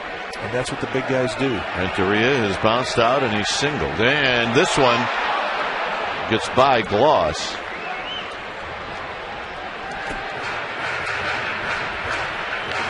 Yeah, that's an important 90 feet, the way that Hudson's been able to get double plays and ground balls have been on first base. Guys need to get Rowan out of that forced situation. I think Hudson picked off Gloss.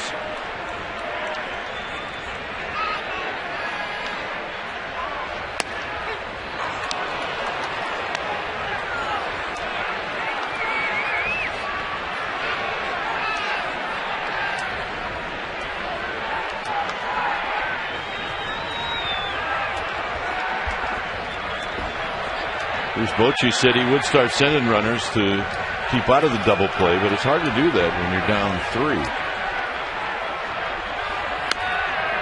Just inside.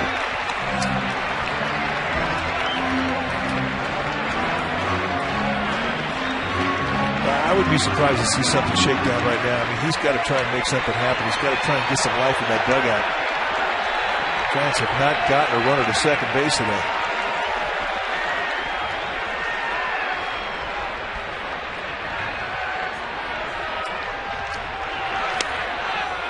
Boy, trying to shave that outside corner. 2-1.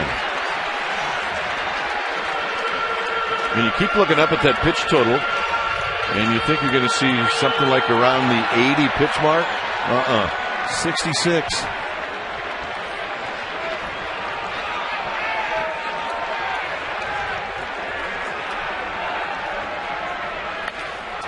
A little pop-up down the right field line. A long run for Hayward, and it'll fall. It's 2-2.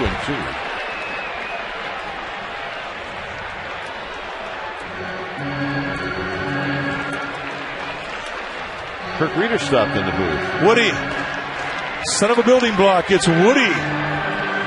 Kirk Reeder in town, as will a lot of his 2000 Giants teammates. And he looks good. He looks exactly the same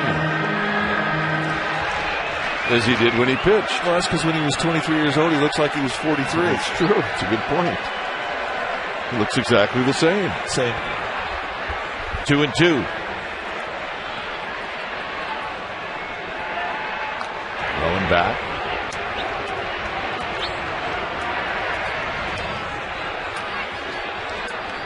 Bill Newcomb with the mayor.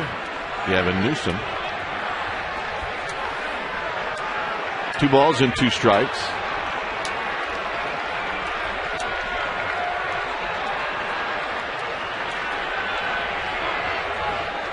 Now Rowan goes.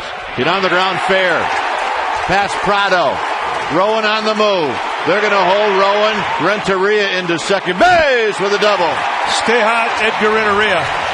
And folks, to see him spin on a ball and use top hand to pull it to the pull side of the field is something he could not do last year, and he's done it all spring, and boy, is he hot. They set up inside, they try to jam, and that swing right there is a swing that he could not do last year because of the pain in his elbow and his shoulder. The Braves gave him the line. They moved Martin Prado well off the line, and he found the hole. Yeah. Almost challenging Renteria to try to pull the ball. Well, a lot of times this early in the year, you're using last year's scout reports. Yeah, that's true. And that defensive set was to last year's scout report on Renteria. Sandoval has bounced out twice. High and away, 1-0. Very quickly, the Braves get their bullpen up and running.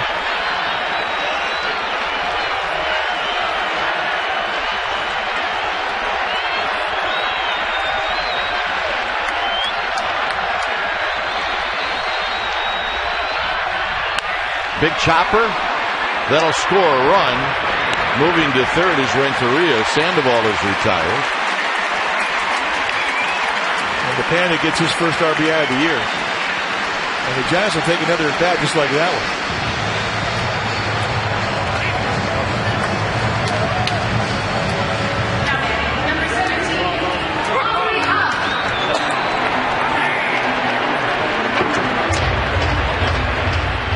Aubrey Huff hitless in 2 trips.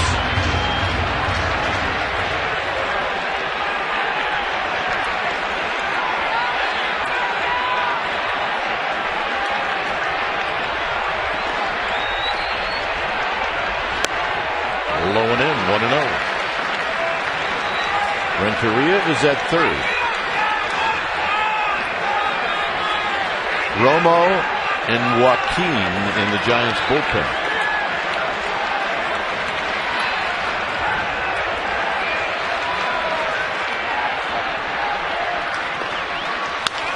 Slowly hit. Renteria is going to score, and it's 3-2. Well, the Braves had runs to give away. They just wanted to stay away from the big inning. They relaxed their infield, and Sandoval and Huff taking advantage of it, and it's a 1-run game.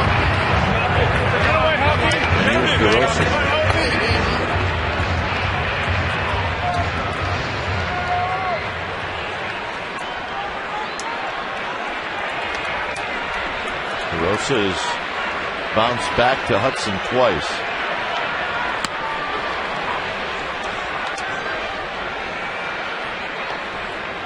See, the pitch count really has not had a stressful inning. They say anything 15 pitches an inning or below is very, very good.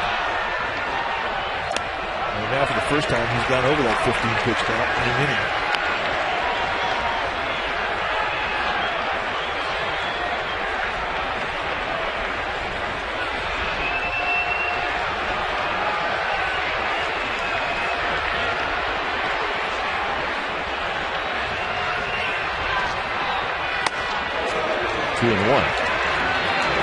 That runs right in on the hands of Mark DeRosa.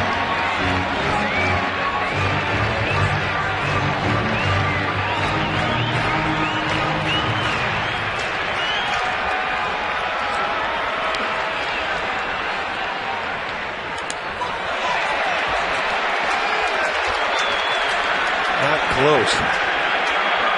Joaquin on the right, Romo on the left.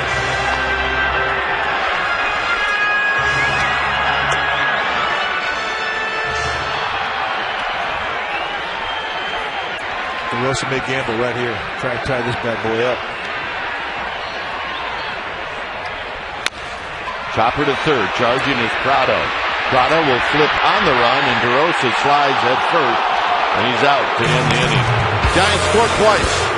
Here comes the 8th inning, 3-2.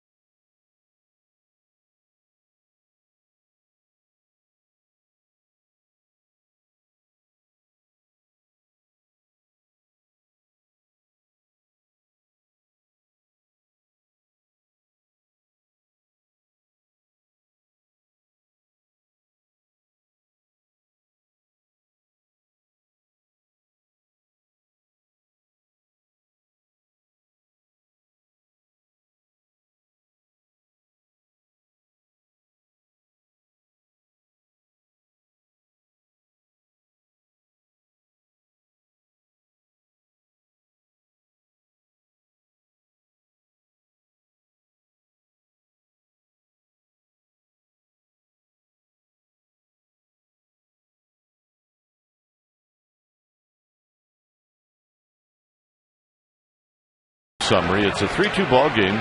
Atlanta leading. Hudspin's been very good. Prado got a couple of hits. Sanchez threw a lot of pitches through 4 1/3 innings. And the Giants are 0 for 2. 2 runs batted in.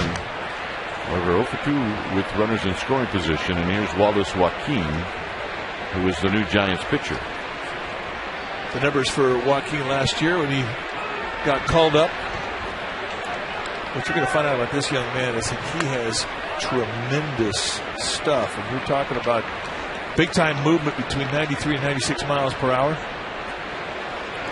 He'll also throw a slider and a circle changeup, but it's the movement on his fastball. Well, you're going to see a lot of fastballs from this guy. Not an easy guy to square up to the sweet spot of the bat.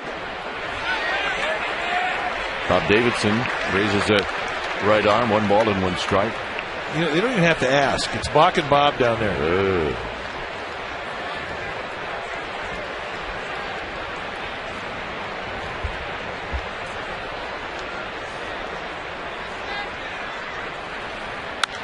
Line drive, right field, base hit.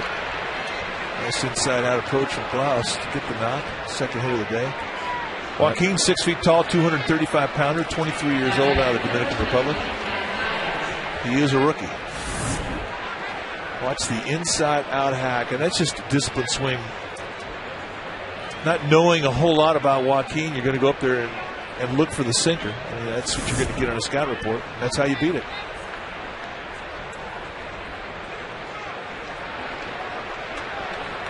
Diaz has a couple of hits and a couple of RBIs.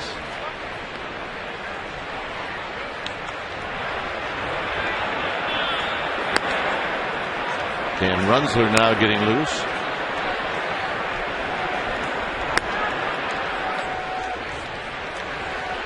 One thing nice too about Joaquin is that he can get you a ground ball to get a double play.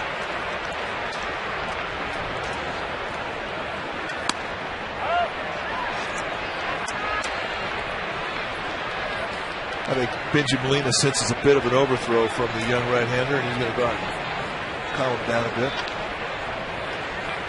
Give him some soothing words.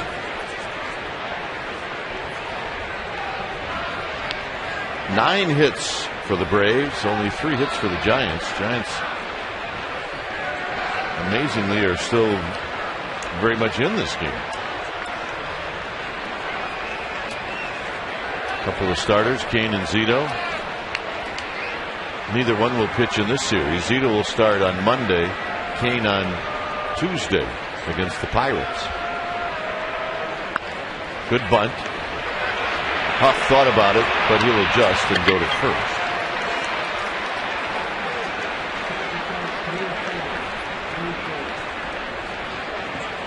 Get one out for sure. Get one out for sure. You go into that play anticipating the lead bag, and if it's there, great. If it's not, get one out for sure.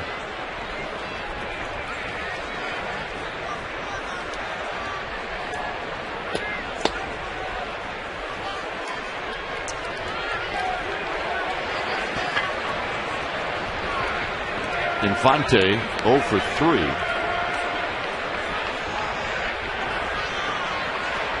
Another conversation for Benji Molina.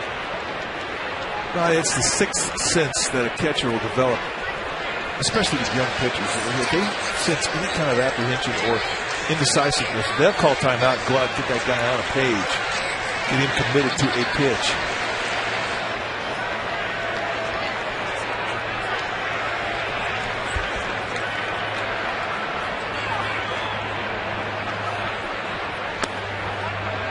I don't know, on the first pitch down low.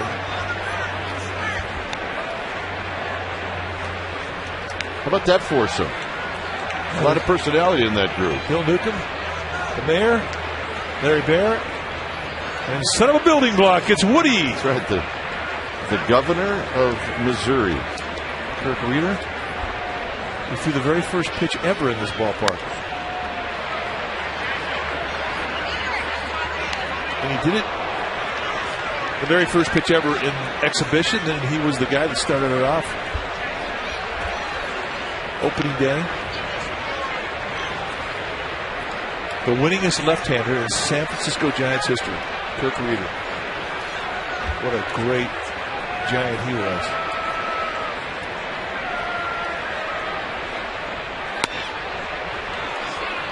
All you have to do is think about inviting Kirk Reeder to San Francisco, and he'll be here. Oh, yeah. Just think about it. You don't even have to invite him. Just give him 2 hours notice and pay for his flight. He's gone.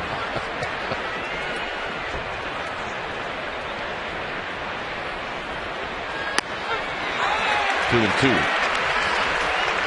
He really believes that because he's here, the Giants will come back and win this game. Well, I have no reason to disbelieve it. The guy walks around life with a horseshoe in his back pocket. Good things happen to Kirk Reeder. If it means a comeback victory today, so be it.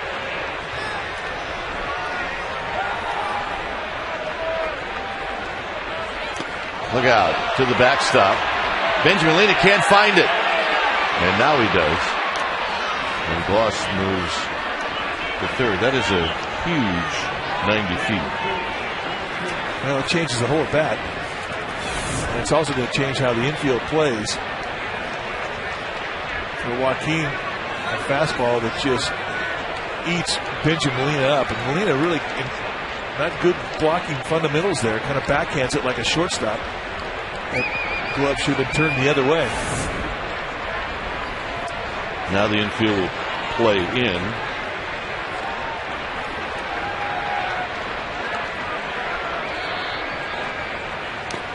And the walk.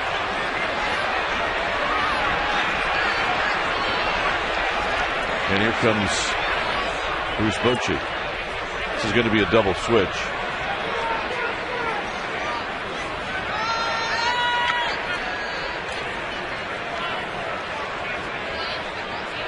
Looks like Aaron Rowan is jogging in.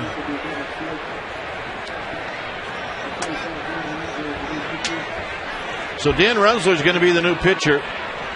When it's time for a change, think Speedy Oil Change and Tune-Up, your oil change tune-up and smog experts.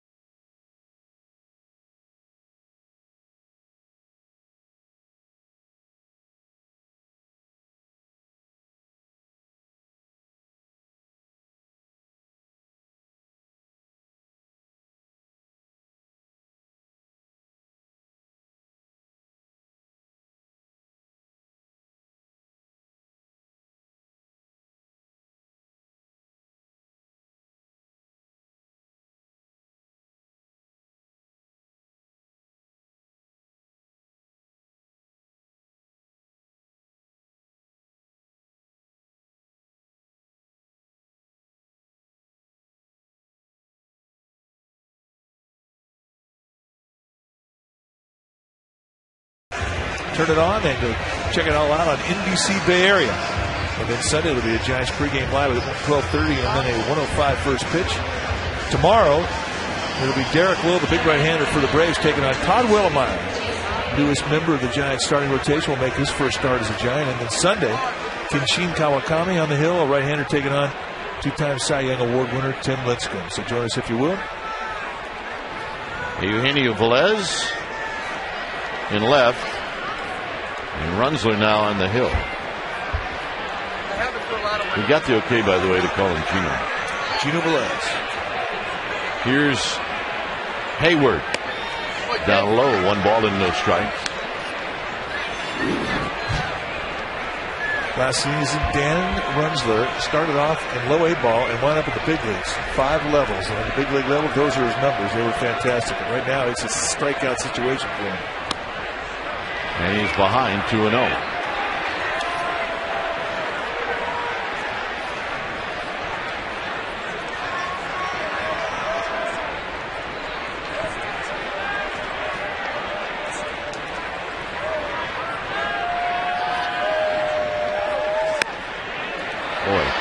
3-0. A little bit low for Tim Cheetah, the plate umpire.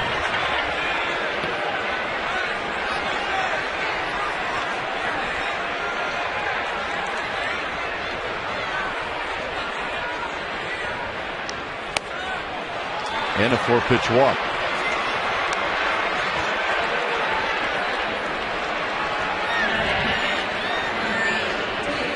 Now there was your mulligan, and he's used up his open base, and now he's going to have to attack Ross.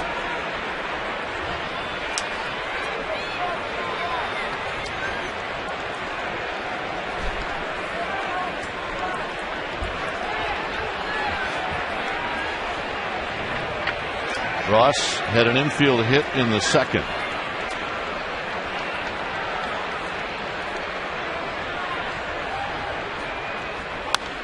Out of play. Ross coming right out of the chute. No balls and 1 strike.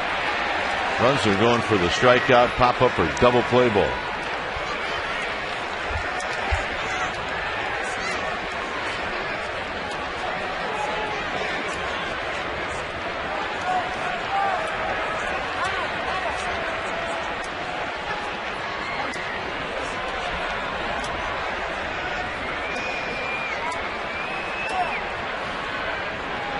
Bases are loaded. 1 out.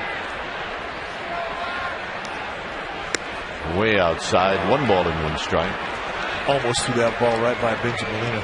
More Panda gear. That's a new one.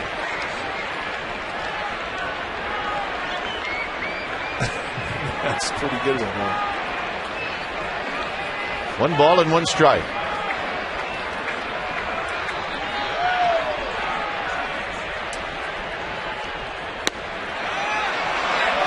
Two times now they've been fastballs right down around the knees, and both times Runzler has gotten nothing out of it. The ball cuts across the plate, and Tim Cheetah thinking that's a little bit inside, but if it's inside by about 1 inch. It's not low. And that one's not close, and it's 3-1. It can't be much fun for Benji Molina right now. Runner at third base, and Runzler is all over the place. Watch him reach back across and just web catch this baseball, and I don't know how he got that one. So after 0-1, 3 straight pitches out of the strike zone. And he walked them in.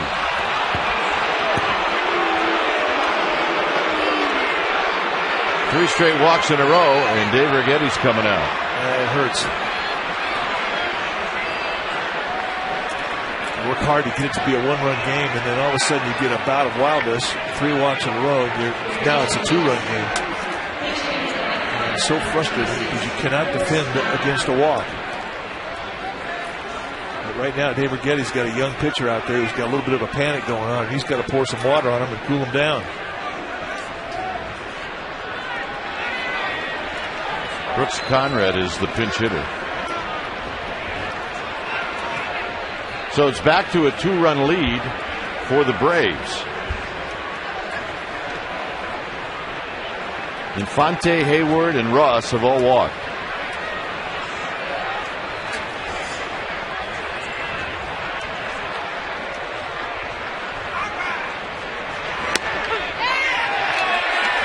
To Conrad.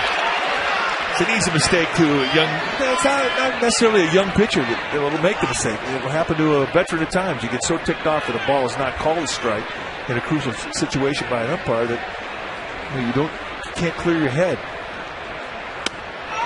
0-2. And that's when you need your pitching coach to go out there and say you need to concentrate on the one thing you can control, and that's the pitch you're about to throw. Quit worrying about the pitch that wasn't called a strike.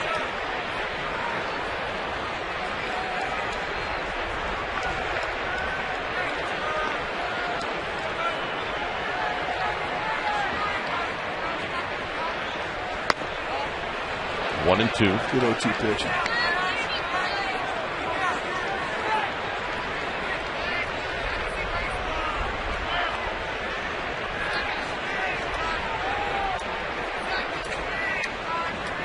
Runzler to the plate. Swing and a miss. He got him. Yeah, strikeout situation.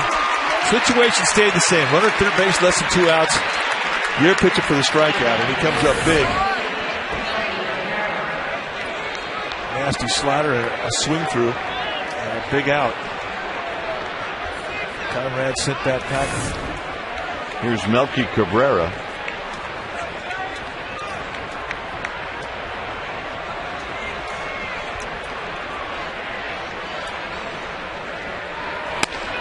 Fastball for a strike, and it's 0-1. Cabrera, very patient hitter.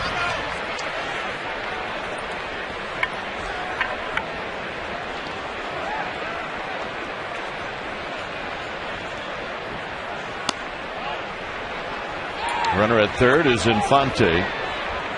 Hayward is at second. And Ross is at first.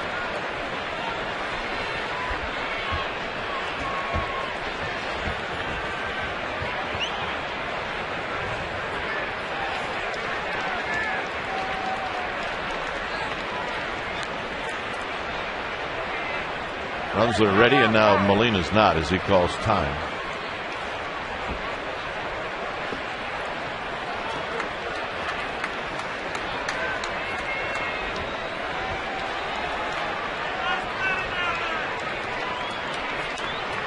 Giants trying to limit the damage here in the 8th.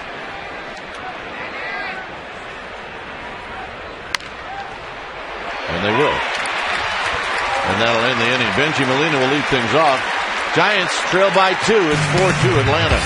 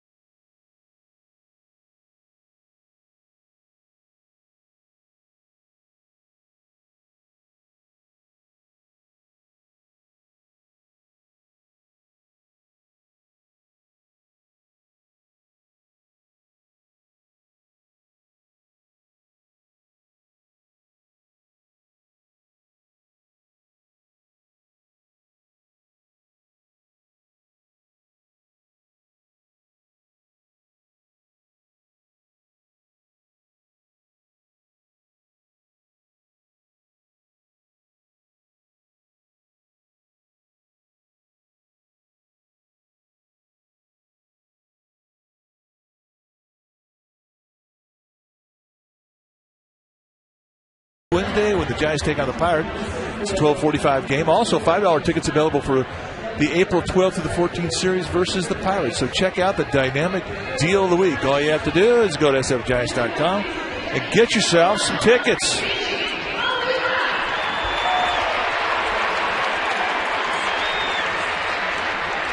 Molina and Bowker. First pitch strike. Cabrera moves from center to left. Nate McLouth is now in center field.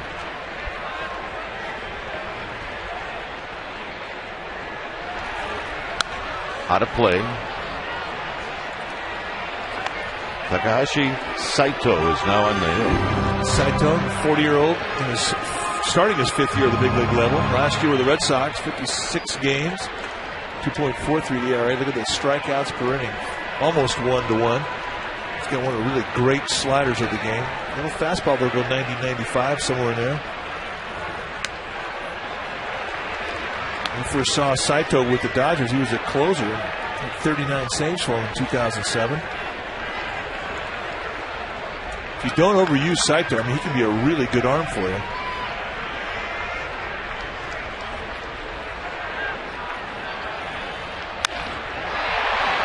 McLouth gets work, and he will put away Molina's fly ball. 1 out. Definitely a sunglass day for the center fielder. Indeed. Here's Bowker.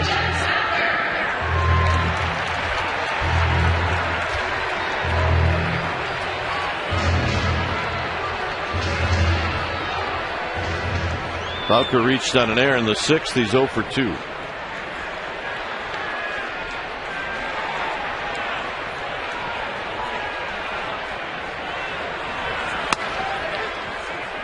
Saito starts him off with a fastball for a strike, and it's 0-1.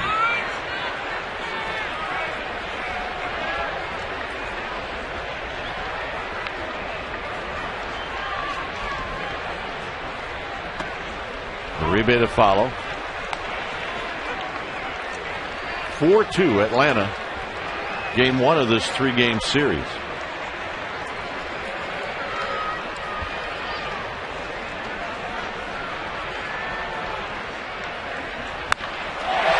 And that's a ringing shot, foul.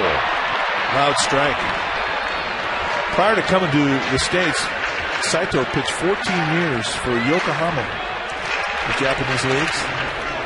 And most of that time he was a starter.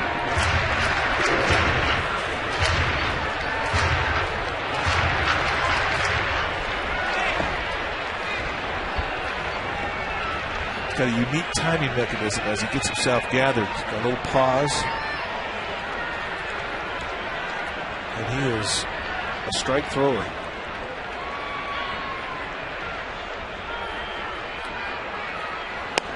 Bowker out swinging.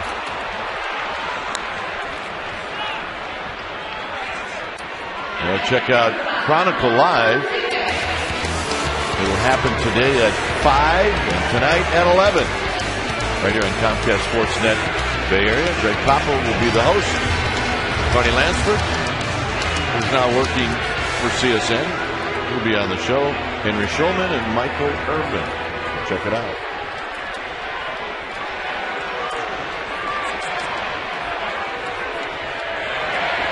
Uribe takes a strike. On deck is Eugenio Velez. Remember, he came in on the double switch.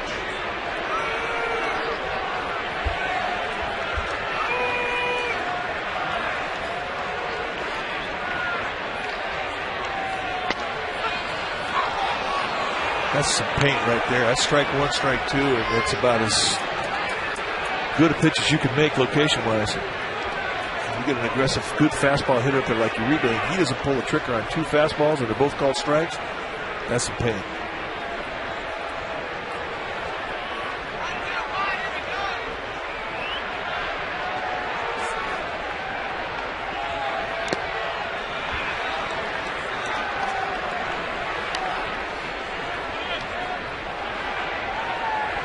Sellout crowd here this afternoon. Over 42,000. Almost 43.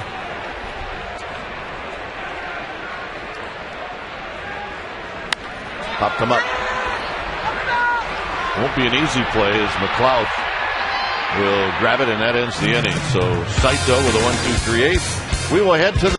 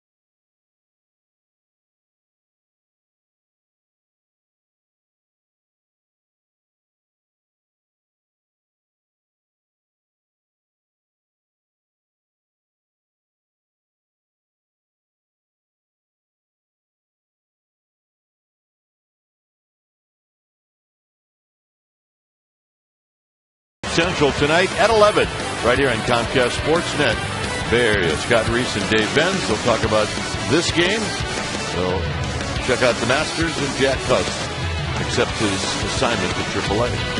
Sportsnet Central at 6.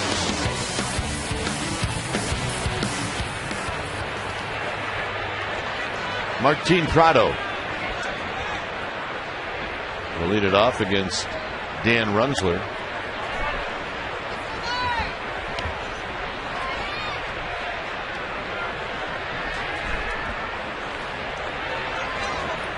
Prado's been on base 3 times. The only Giants pitcher to get him out was Moda, who struck him out in the 7th.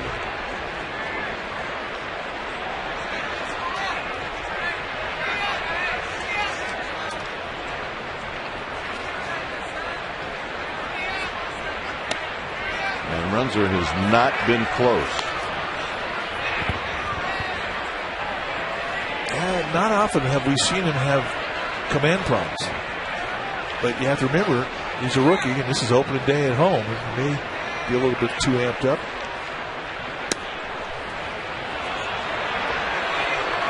And the walk.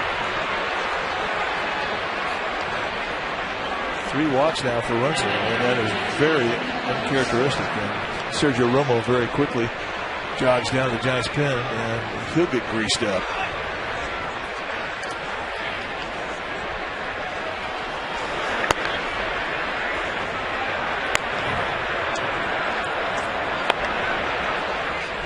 Ask Romo how long it takes to get loose. He says 6 pitches and I can go. That's 5 straight out of the strike zone from Runzler. This is where a good hitter will just lick his chops, look for a good location fastball, and just zero in on it. Well, it's very odd. I mean, this is the last thing anybody ever worries about with Runzler. Well, I really believe it's the environment. It's opening day at home. First time you get to stand and get introduced as an opening day lineup member. And that can pump up a young arm, a young player.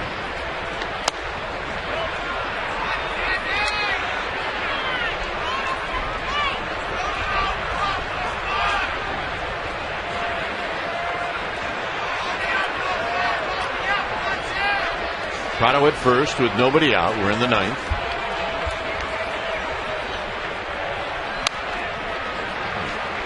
Escobar hit that one right off his hands. It's 2-2.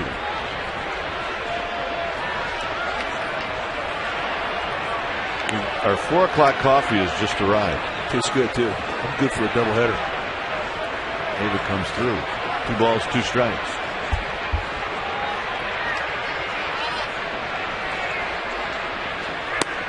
A little low, full count.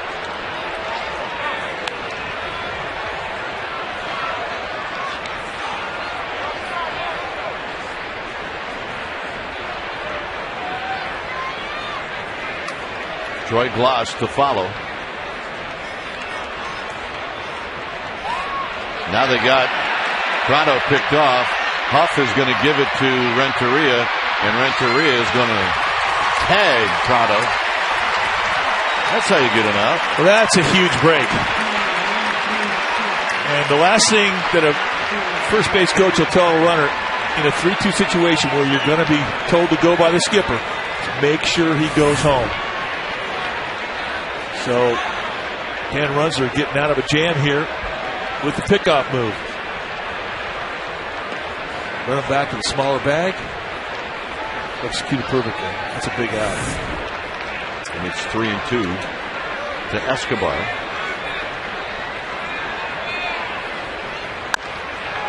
Skied into center field for Aaron Rowan. 2 outs here in the 9th.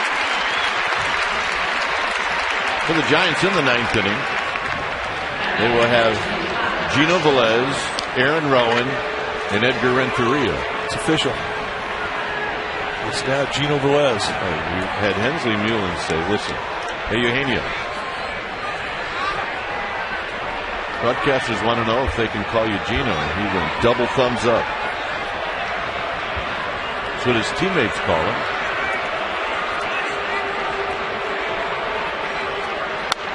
Out of play from Troy Glaus.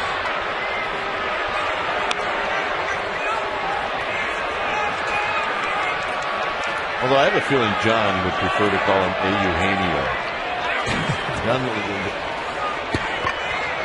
The more vowels, the better for John. Yeah, he likes it. Sandoval on the backhand from deep third. And that ends the inning. All right, the Giants need 2 to tie. 3 to go home for Atlanta.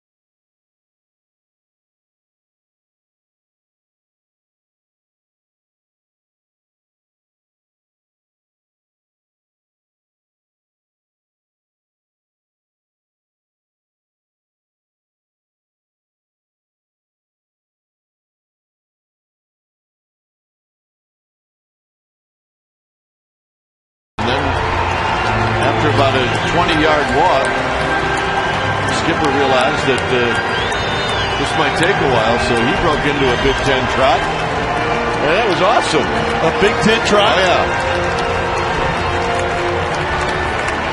Here they come. See, I can tell you from Wisconsin. Around here, it's the Pac-10 trot.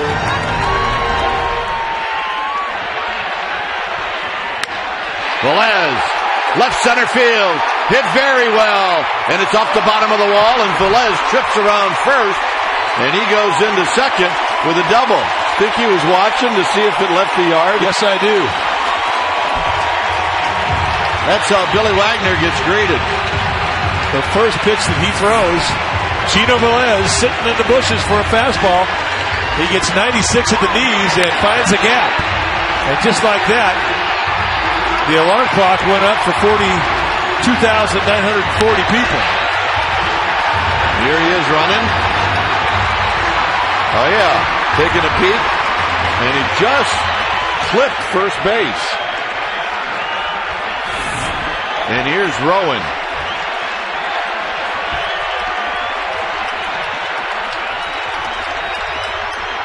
Rowan takes a breaking ball for a strike. Just not something you expect to see Wagner throw in the first pitch. He started doing that more tired of getting hurt, getting his elbow rebuilt. I thought it became a good pitch for him. I mean, he's so well known for 95 to 99 mile an hour fastballs that when you get that batter's box, you're not thinking about a flop slider. Last year, just 17 games. And just 4 strikeouts in 15 and 2/3 innings. But his stuff is back. They said they had him clocked around 98 miles an hour at times this spring training, throwing very well. Wagner, a 14-year veteran. First broke into the big leagues back in 1995 with the Astros.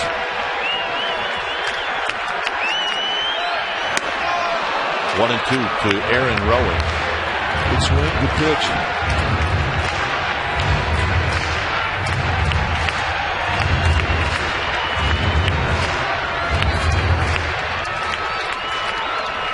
Wilson headed down to the bullpen.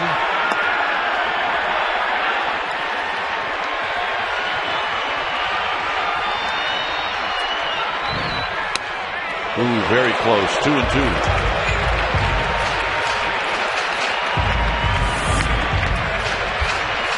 Set up on the inside corner. It goes to the other side of the plate. I think if they'd been sitting outside, they may have gotten that pitch.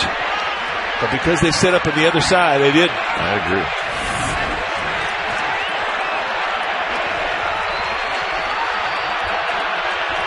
Two and two.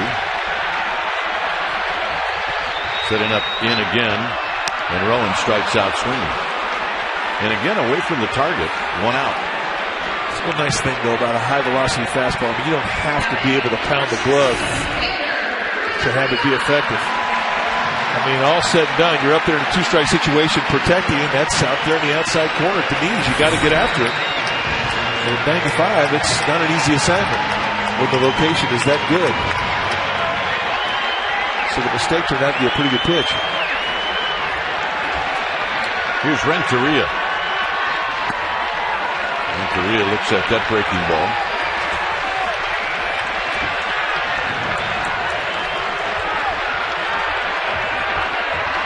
Couple of hits this afternoon for Edgar Renteria.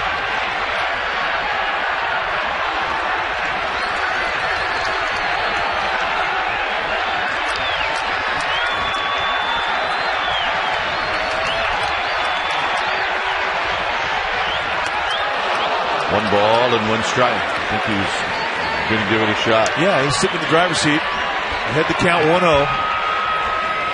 He's going to look for something, look for a mistake up, and he got it. He swung through the 1-0 challenge. If he makes contact at this location, it's going up.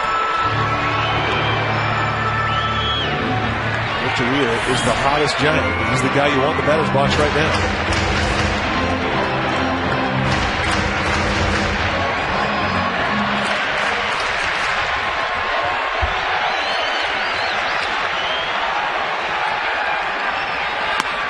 Inside corner, 1 and 2. Again, away from the target, but effective because even though it doesn't hit the outside corner, it's hitting the inside corner. If you're corner pitching at that velocity, even if you're hitting your target, not hitting your target, you're good pitches.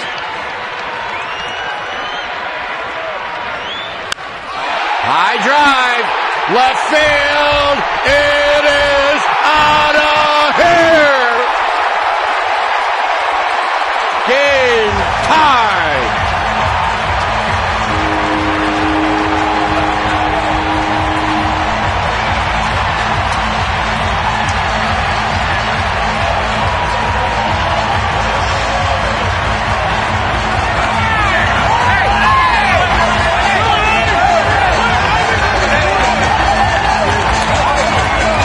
Is he hot or what? He is on fire. And again, top hand strength, driving the ball to left field.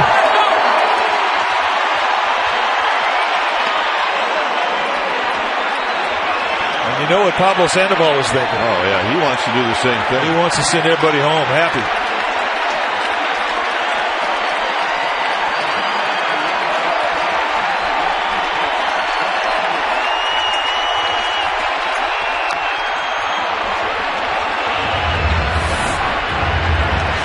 Big breaking ball with some elevation just below the belt. And for a guy that hot who's seen it that big, this is what you run the risk of.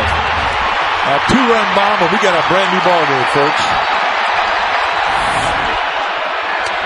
Inside to Sandoval, 1 and 2.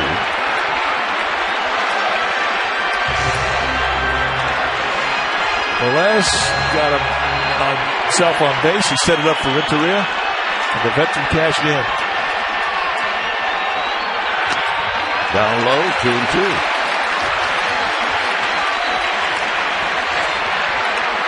There isn't a person in this ballpark that's not thinking about a home run. Well, there isn't a person that left.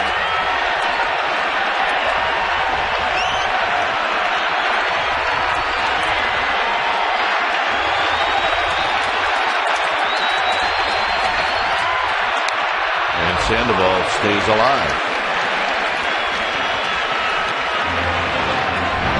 A game-tying 2-run home run for Edgar Renteria. Well, he has been a great story.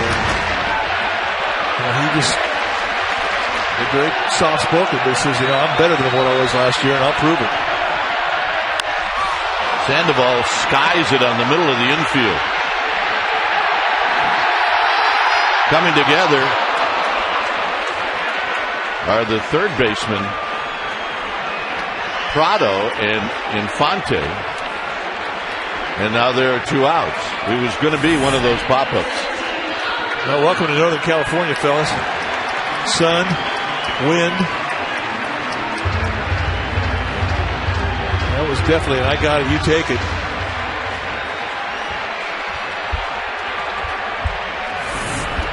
Here's Huff. Edgar Renteria going into that at bat against Billy Wagner, lifetime. Yeah. 2 for 17 with 7 strikeouts.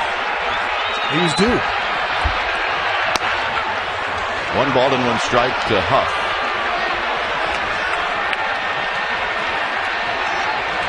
But he was also the guy that knew him the best. On the Giants team, by far and above the most experience against Wagner. Huff takes a pitch high.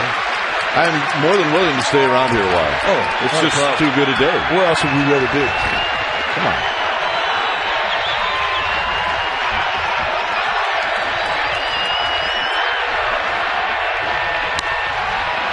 Another pop-up. Prado coming down from third. And he makes the catch. And we are headed to extra innings.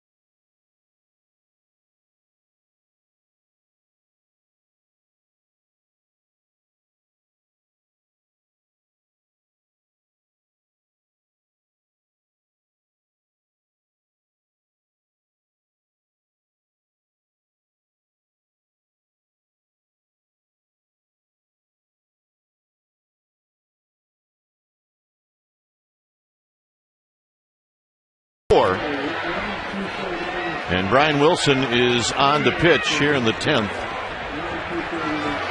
facing Nate McLouth. And McLouth takes a strike. How good has he been lately? The numbers last year: 38 saves and 68 appearances, 83 strikeouts in 72 and 1/3 innings. This year he came to camp and he was intent on developing another pitch, and he did just that. He came up with a curveball. You see Travis Ishikawa is coming to play first base.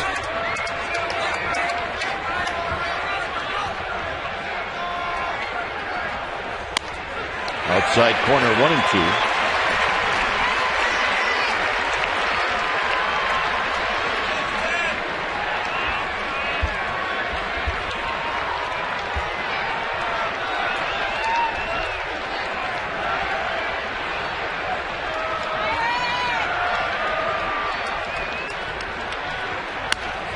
Just off the plate, 2-2.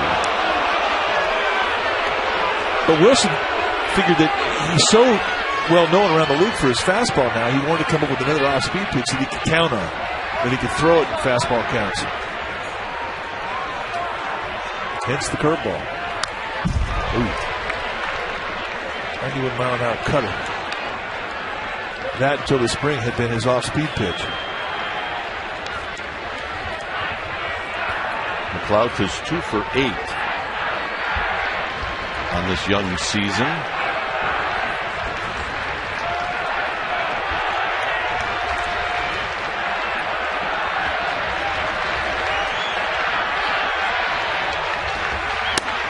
Now it's 3-2. 90-mile-an-hour fastball, just a bit inside. Clough has got great speed.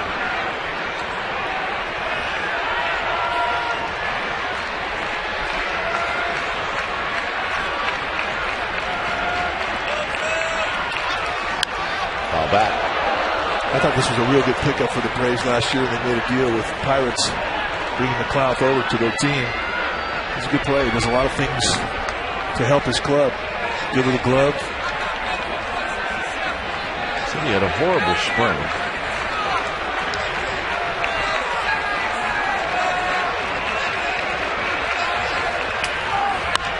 On the ground from the outfield grass, 1 out. It's a big out to keep McLeod off the base pass because of that speed. Yep.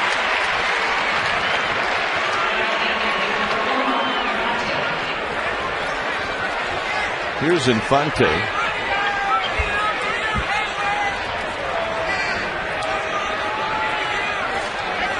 Infante 0 for 3. He did draw a walk in the 8th.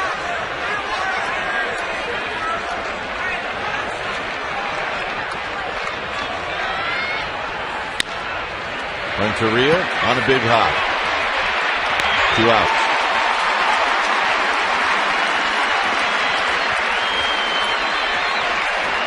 And here's Jason Hayward. Well, you know the kid can hit a fastball. That's why he's here. He may see one.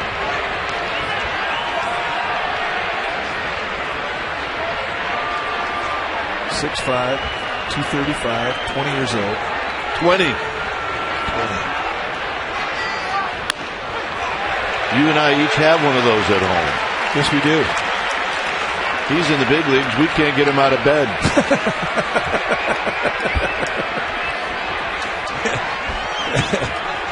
Partner. 1 ball and 1 strike. I say that very affectionately. Yes, you do. To both our kids. 1 ball and 1 strike. Wilson staying away, 2-1.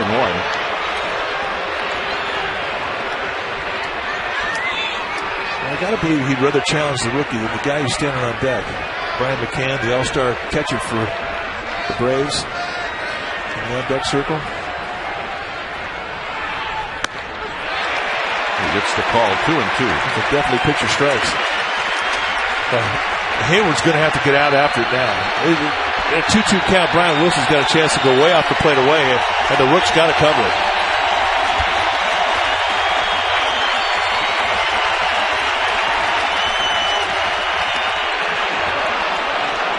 Bit of an overthrow. 3-2 now to Hayward.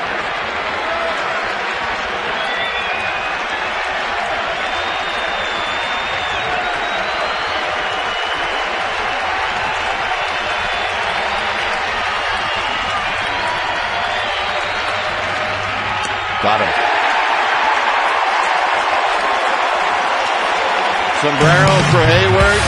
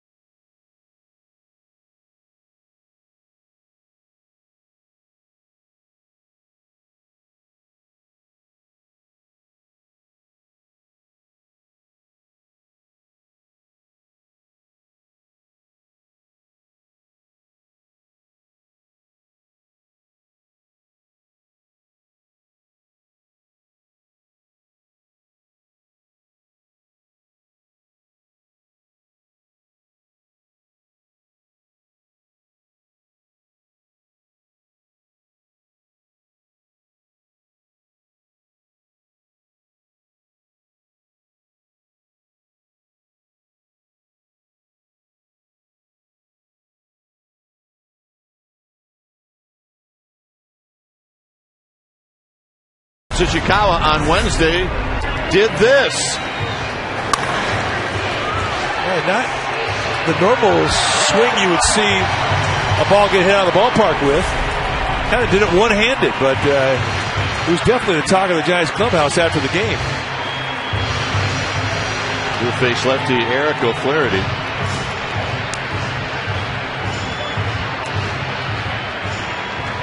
Following Ishikawa will be Molina.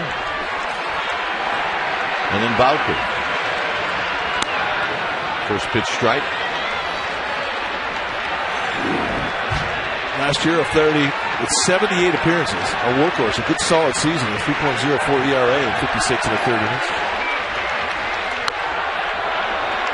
With O'Flaherty, you're going to see low 90s fastballs with a cutter, a changeup, an occasional changeup. He'll throw a slider that sweeps wide, but he'll throw a lot of cutters, especially the righties. But normally he faces the lefties.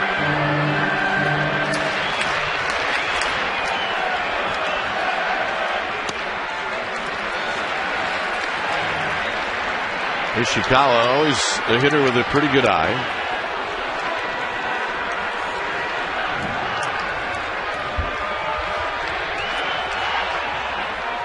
And he got him swinging on a breaking ball. 1 out.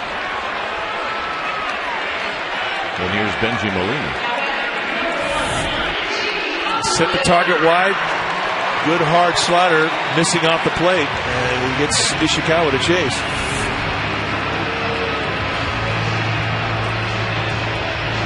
Molina hitless in 3 trips, all fly balls.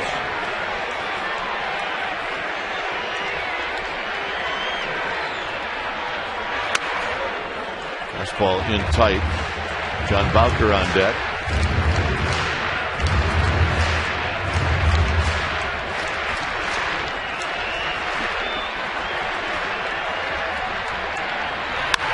Molina shoots it into center field, and that's going to fall.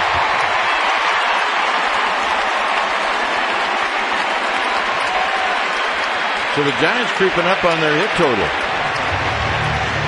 Whiteside is going to come in and run for Benji Molina.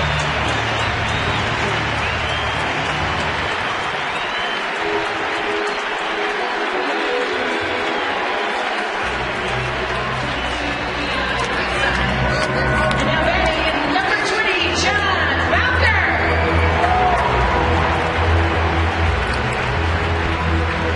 Here's John Bowker, 0 for 3.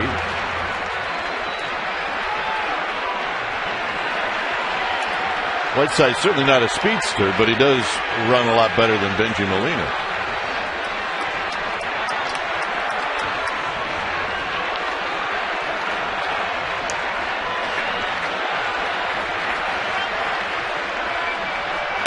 Bowker takes low. Saito struck out Bowker in the 8th inning. One of his strengths all spring long has been his ability to stay in the strike zone with what he's swinging at.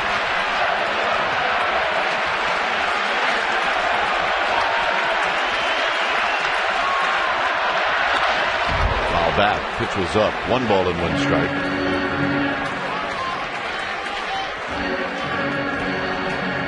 Braves really pulled Jason Hayward, the right fielder, off the line and cover up the gap in right center.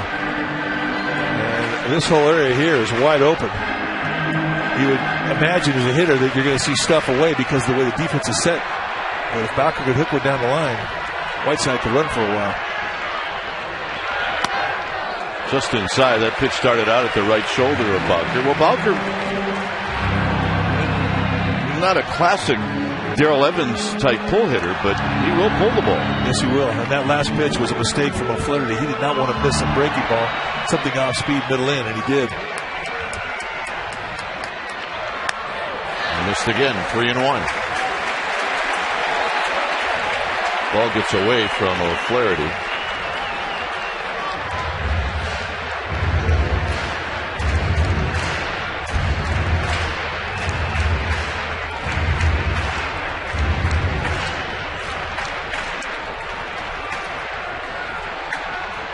So Bowker can sit on a pitch.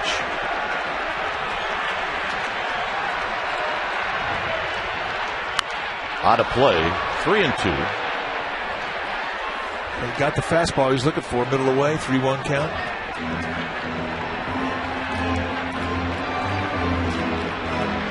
Wanting to rebate, chalk it up. Braves have Peter Moylan, the side armor, getting loose down their bullpen.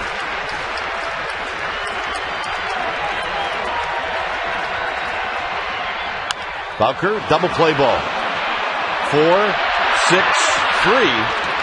And that ends the inning. 11th inning coming up. It remains 4-4.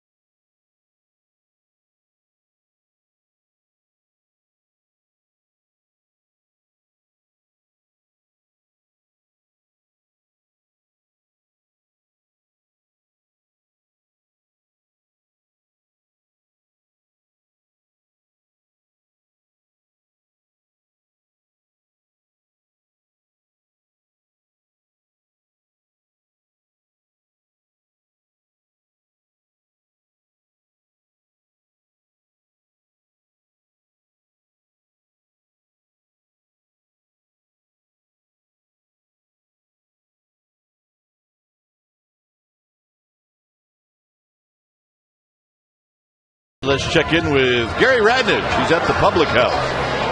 Yeah, hi, Dwayne. Edgar Renteria has forced Rich Aurelia's home TV debut into overtime.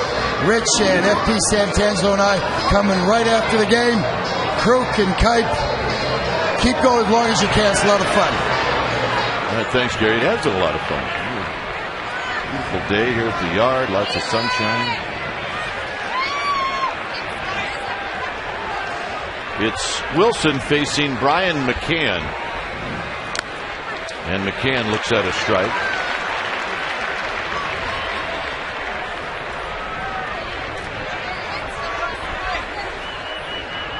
McCann can flat out hit as he takes a pitch high.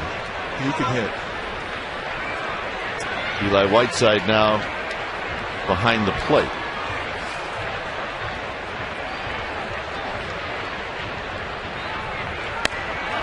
Fastball up and in. 2 balls and a strike. Trying to pound the hands with the cutter is Brian Wilson.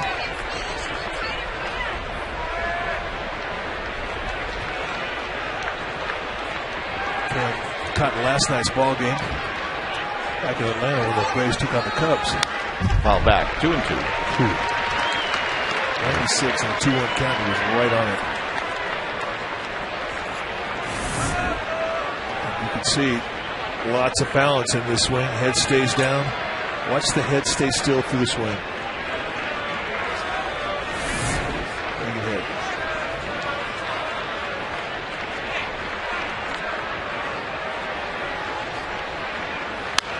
Out of play. Good pitch. That's paint right there. And at 96, you take a good hitter like McCann, and all he's trying to do is stay alive and fight it off. And really a pretty good spoil job there by McCann to stay alive.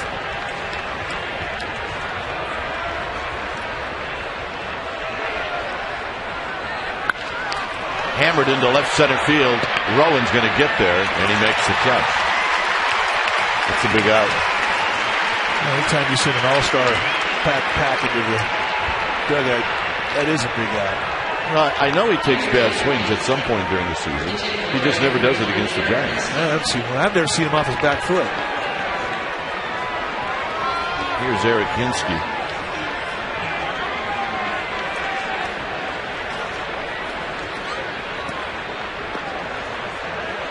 Pinsky built a lot like McCann. Big, strong left-handed hitter. With some pop. 97-mile-an-hour strike. Pinsky's no baby. I mean, this is his 9th year at the big league level.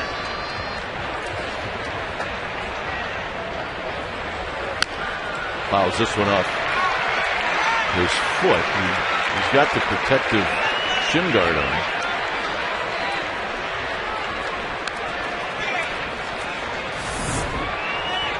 All right, let's see if it hits the protective piece. Nope. Of course not. Oh, he got him in the calf of his right leg. This is a fellow cheesehead I'm talking about. From Menasha, Wisconsin. Fastball high, 1-2. Did I pronounce that right?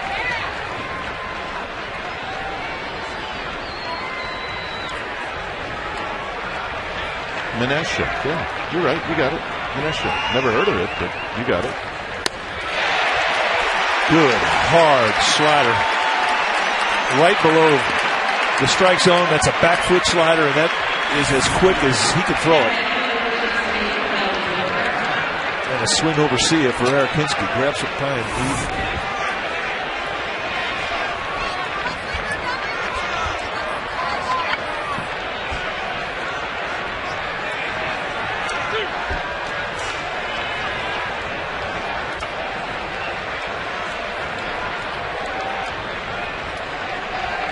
Here's Melky Cabrera. And a strike. Cabrera walked in the first, doubled in the third. And his next 3 at bats, he's made outs. A couple of ground balls and a fly ball. Bluffs a bunt. 1 ball and 1 strike.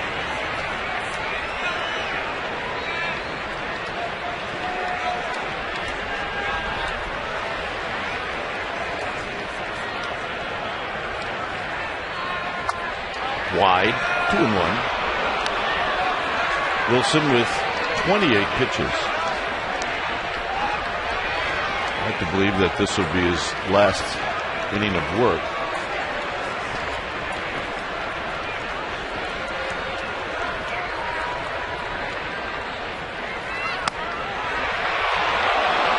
Just a typical Melky Cabrera at bat. I mean, we're talking about how patient he is and how he knows his strike zone.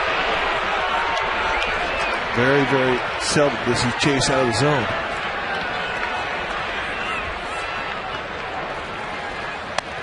And the walk.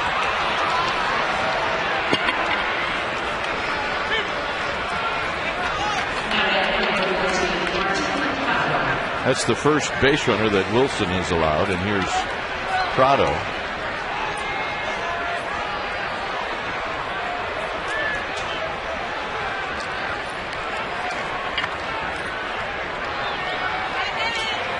Prado has been on base 4 times.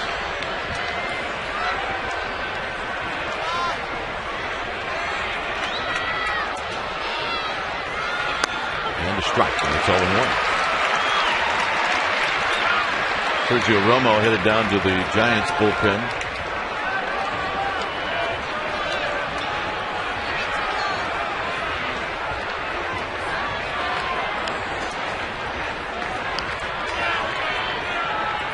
Keep an eye on Cabrera.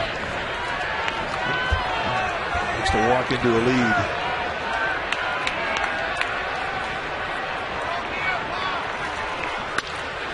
On the ground, and this is going to roll into right field for a base hit. So now the Atlanta Braves have the potential lead run in scoring position. Dave Righetti's coming out. I think it's just to give Brian Wilson a rest. Now, going a second inning is not anything new to Wilson. They extended him out a couple of innings a number of times during spring training for this very reason. So he's got 50 pounds of strength in his arm, meaning he's got about a 50 pitch limit that he can throw.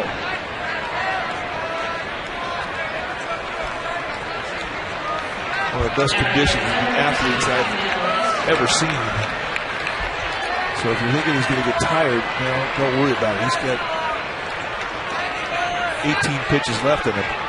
as he's thrown 32 so far and he's into the two-thirds.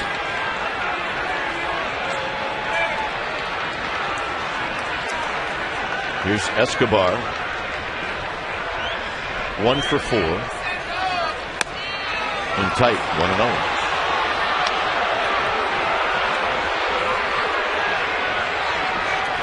Escobar did have a sacrifice punt in the third.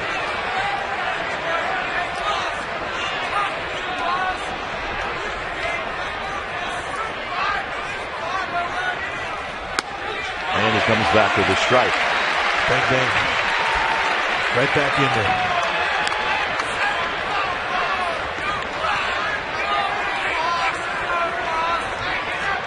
Cabrera at second, Prado at first.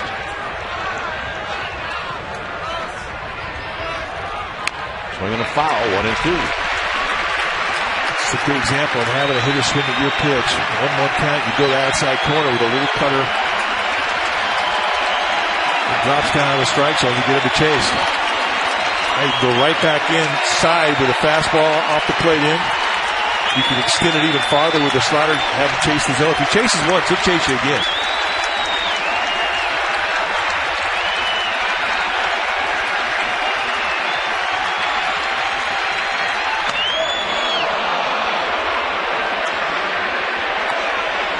Escobar was getting out of town. Well, he threw a little slider, tried to front door him on that inside corner. And Escobar saw that thing coming at him. His last pass before his very eyes.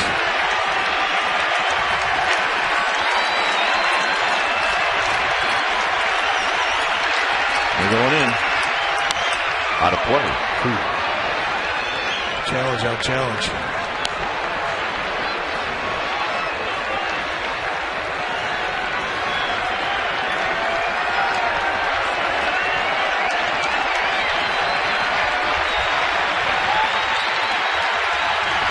Two and two.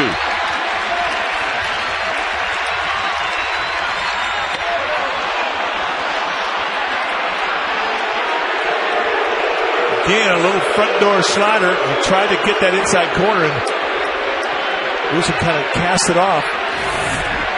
And it just does miss the elbow piece of Escobar.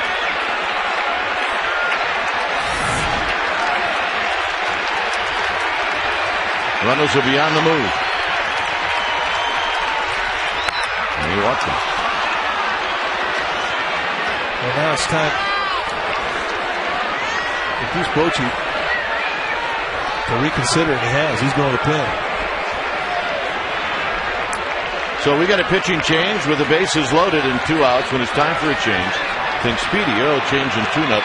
Your oil change tune-up in small.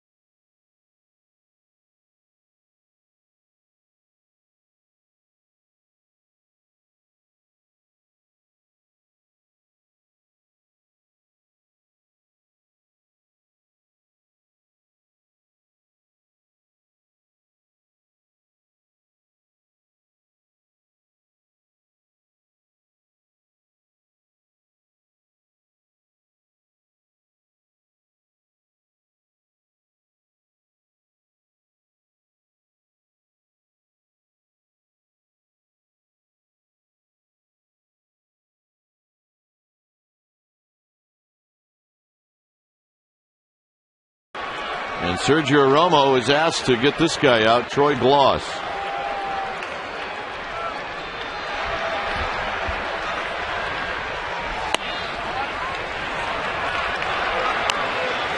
The numbers for Romo last year in 45 games, 5-2 with 3.97 ERA, 41 strikeouts in 34 innings. Romo going to come at you with a fastball, a slider, a changeup, and a variety of arm angles. Who's it going to be?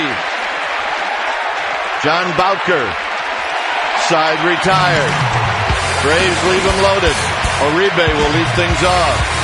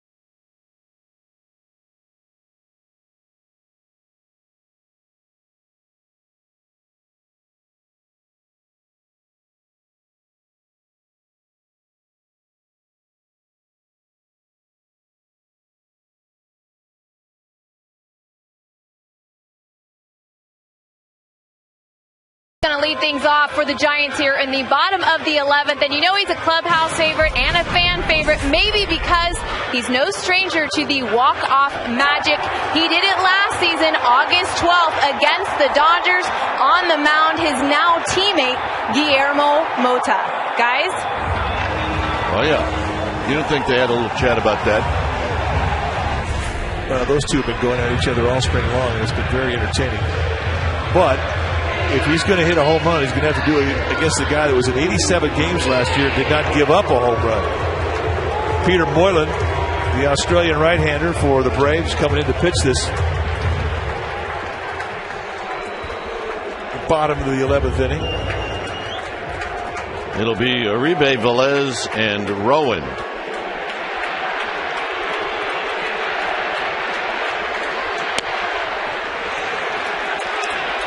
Moylan's going to come at you with about 90-mile-an-hour sink. There's that 87 appearances last year. That ranked him second in the league.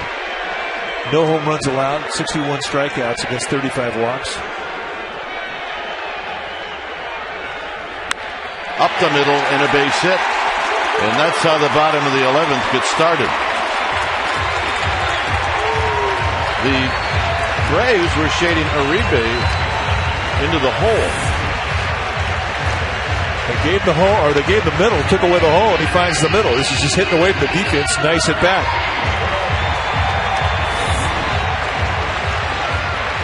Sets up the bunt situation now for Eugenio Velez. Gino Velez. Wait, he come up with a big hit? Led the ninth inning off with a double off of Billy Wagner? He did. See if he's going to bunt here. You'd think so. And he bunts it foul. Got to show that bunt a little earlier. Yes, you do. You're not tricking anybody here. No.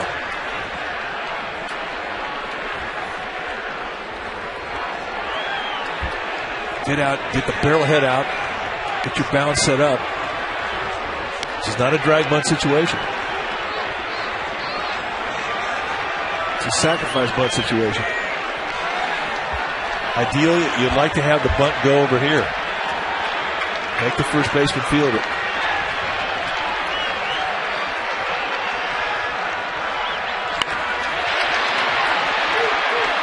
The only play is at first, and Velez gets the job done.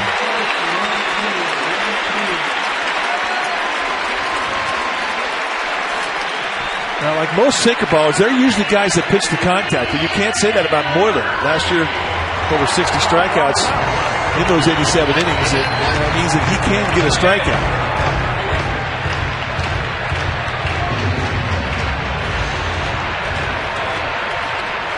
Rowan singled in the 7th. He's 1 for 4.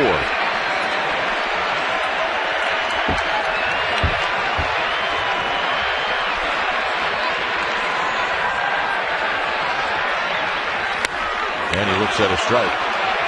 Sometimes you need to take a pitch when you've got a guy that's got a weird arm angle just to see where the ball's coming from. And inevitably you're going to be behind 0-1 if you do it.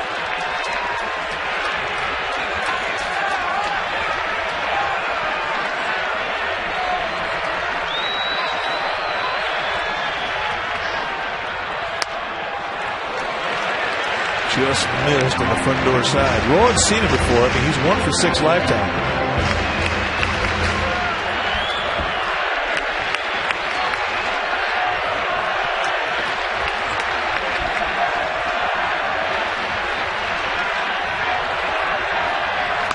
I'm going to miss. 1 and 2. Big sweeping breaking ball. Had some elevation to it. They took a little speed off. And Rowan was out front.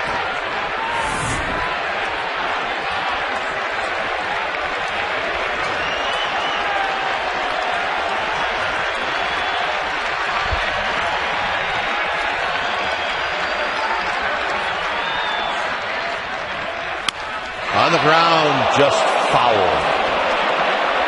Moylan came right back with another breaking ball, and again he hung it. You could see the swing on the second strike, and Rowan, look at his face, and he knew he just missed it. They come right back with another hanger, and he does not miss this one. He just can't quite keep it fair.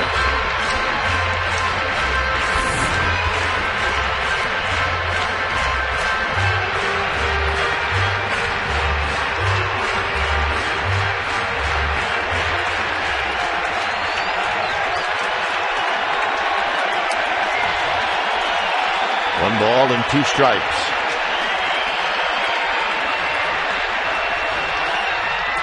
Got him.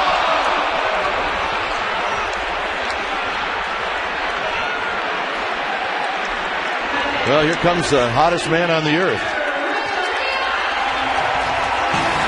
This is the home run to tie the game in the 9th inning. Hanging breaking ball, mid-thigh. And Renteria yanked it right out of here, and indeed he is the hottest man on the planet.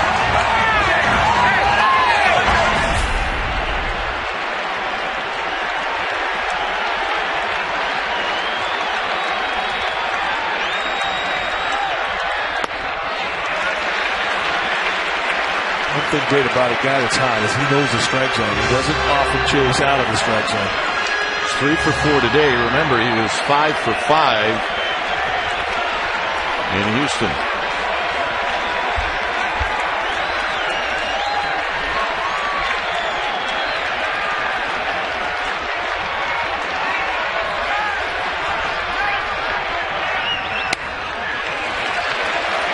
And Moylan is pitching him like he's the hottest man on the planet. He's got an open base.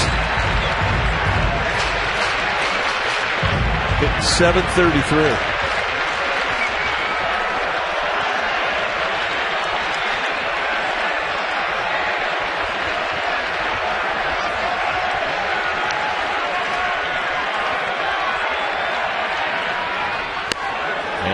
In with that breaking ball. 2 balls and 1 strike.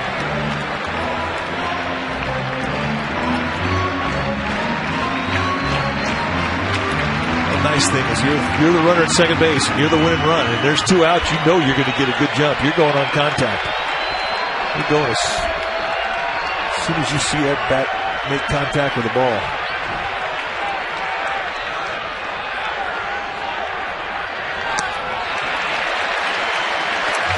The guy on deck is licking his chops, and that's Pablo Sandoval.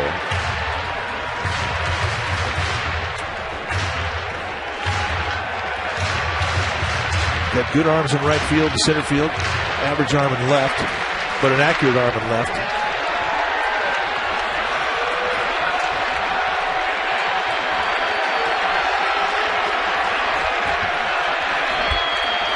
Here's the 3-1 to Renteria. We got a fastball. 3-2. He was looking 3-1 breaking ball. That's how you take that pitch. You just guess wrong. 3-1 challenge fastball, and it was right down there. Hard to take. But that's not what he was looking for.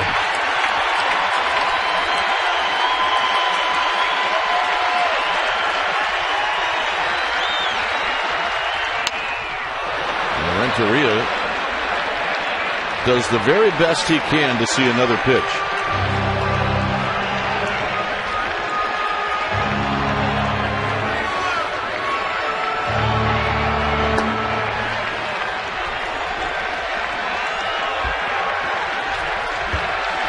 Three balls and 2 strikes. That's the potential winning run at second.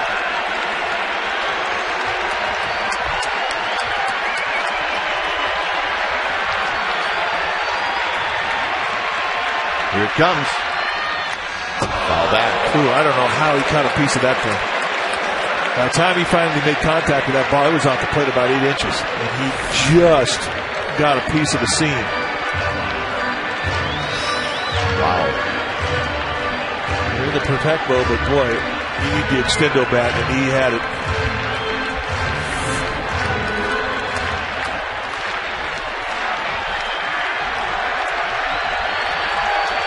Jonathan Sanchez started this game. It's 3-2 to Renteria. And he got him to end the inning. More baseball. We'll head to the 12th.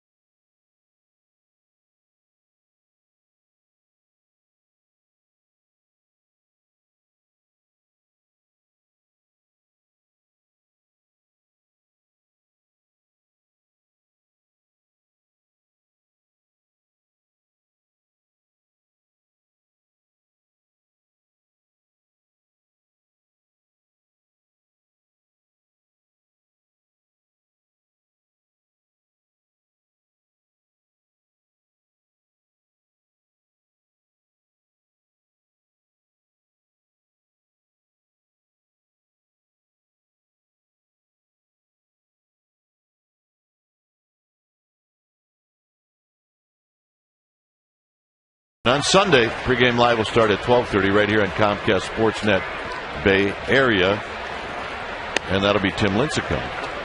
So here's Romo facing McLeod, Infante, and Hayward.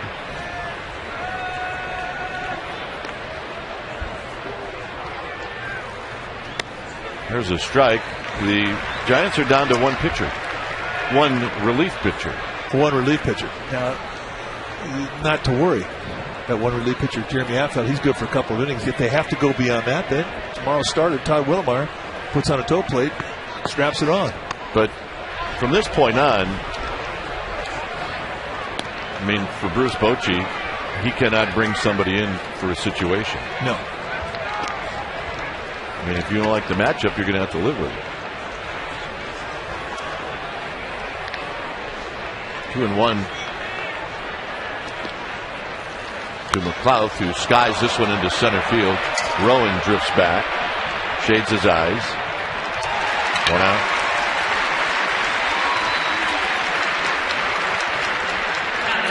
Here's Infante. Not an easy field. If you are in center field or left field or in the middle of the diamond as an infielder, the sun is just not easy to deal with right now. You see how he shields his eyes, shades his eyes with his glove. Here's Infante, who's 0 for 4. He did draw a walk. Did that against Runzler in the 8th inning. And Romo starts him off with a breaking ball for a strike. How many different colored lenses did you have, sunglasses-wise? Just one. Just the one? Yeah. I mean, in Cleveland, we were lucky that they gave us sunglasses. they were extra. They put that on your clubhouse dues as a rental. Foul. Ooh, look at You know, when I went over to the Giants in 1982, Frank Robinson was really the first guy I knew that said, we were in Tucson and I wasn't playing, and he said, go to the mall, which wasn't very far from old High Corbett Field. Here's the 0-2 pitch. He got him. So go to the mall and buy a pair of those polarized. He said, and I want you to wear them in a game and don't take them off. And he was the only guy that ever made that suggestion. But they were a little too dark really to pull it off. But now you see guys wear them all the time. Yeah. I mean, this was 1982. Yeah, the dark ages.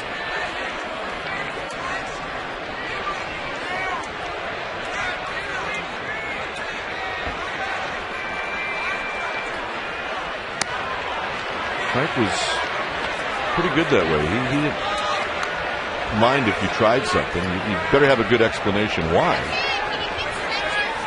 He was innovative. 1-0 to Jason Hayward. Hayward fouls it out of play. He's had a rough afternoon. He did draw a walk in the 8th, but all his other at-bats have been strikeouts, and they've all been swinging.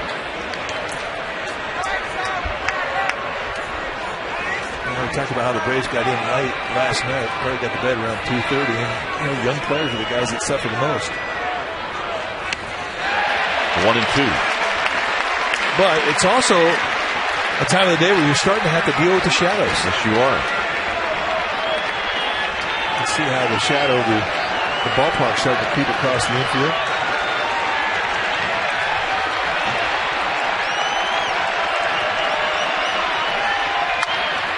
Slowly hit to Uribe, and that'll end the inning. Sandoval will leave things off, and then it will be Romo and Ishikawa.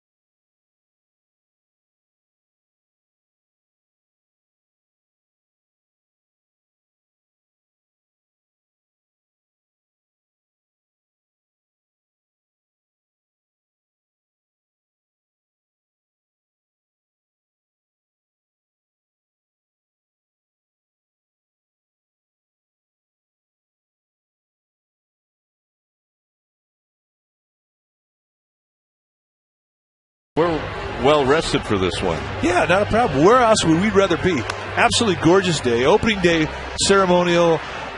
It was just amazing what's gone on here today. That it comes back effort by the Giants to tie the score in the bottom of the ninth. Come on. Doesn't get any better than this.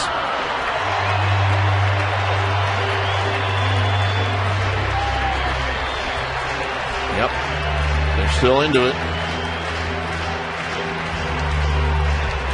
Chris Medlin is the new pitcher.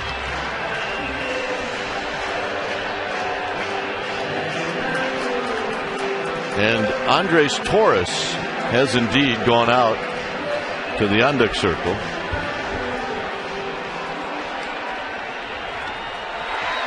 Guy Medlin's got a real good changeup. Fastball, curveball, changeup guy.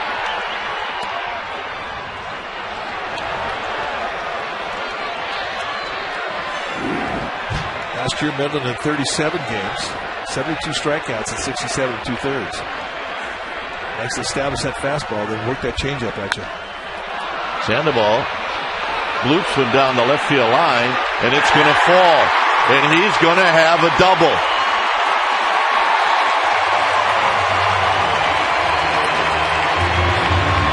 Cabrera was playing very deep, and he had a long way to go. Very deep and towards the left center field gap. They expose the line. The Braves will gamble defensively, and they will make some dramatic sets.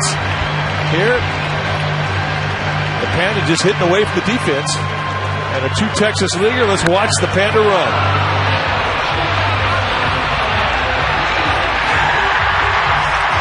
Sliding a little close to the bag here, partner. A little too late. Yep. A little concerned about that. Here's Andres Torres.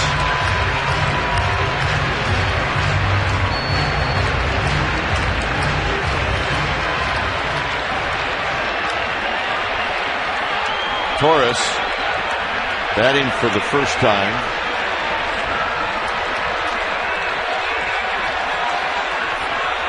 And he bunts it. The Braves better hurry. And they got him.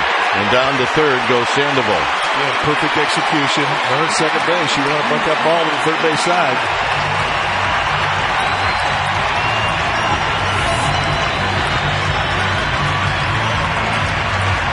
Giants this year, their bunting has been spectacular. The fundamentals that they worked on in spring training have been applied once they've got the season. And once again, they give up an out, they move a runner over, and they get the job done. McCann has one choice, and that's to get the out at first. Where the Braves have really pulled in the outfield, and the infield is right at the edge of the grass. Here's Travis Ishikawa. Outside corner for a strike, and it's 0-1. Coming right out of bed with a changeup. That's Medlin's best pitch. A fly ball. You can make the outfielders go back. Could very well end the ball game.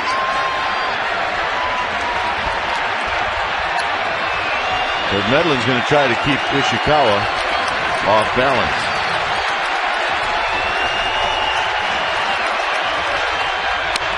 Boy, he comes back with a strike, and it's 0-2. Front door sinker. I mean, big movement.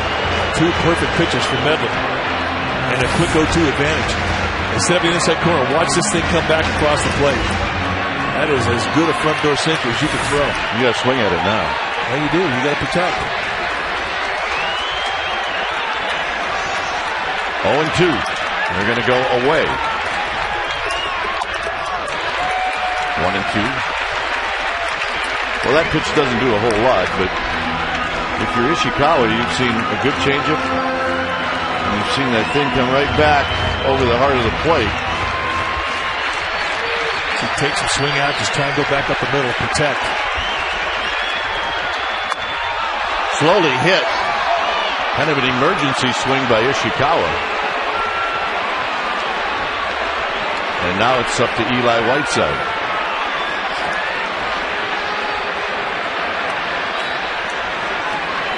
It's a rock and a hard place if you're down at third base with the infield drawn in. They were not going on contact. Had they have gone on contact, there would have been a play. Any hesitation whatsoever, it's too late.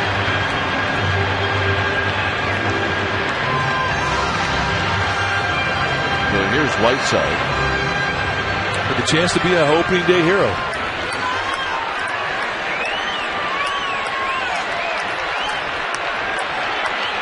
Sandoval at third.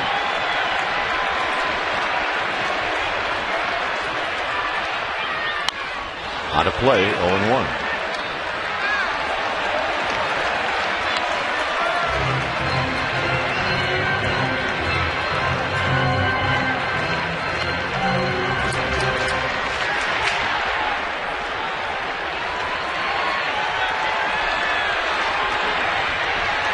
Eli Whiteside waiting on Medlin. Nothing in two. Again, perfect location. Backdooring that sinker. In that batter's box, out of the hand, you're thinking that ball's away, and then here comes the movement back across the strike zone.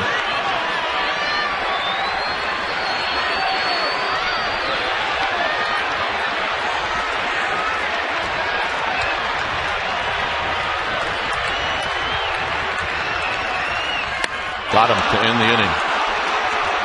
Giants waste a major opportunity to win the ball game, and we will head to the 13th.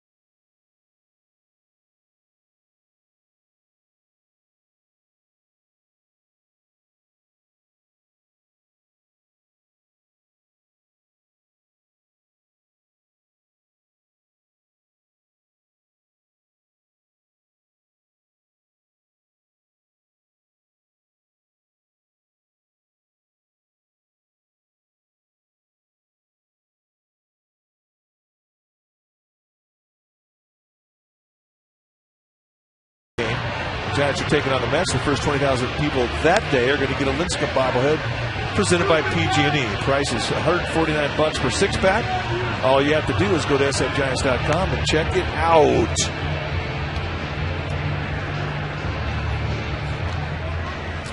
Jeremy Affeldt is the last man out of the bullpen.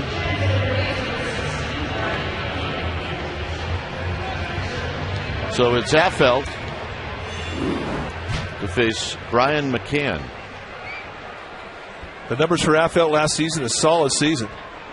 Setup man of the year, 1.73 ERA and a 62 and a third.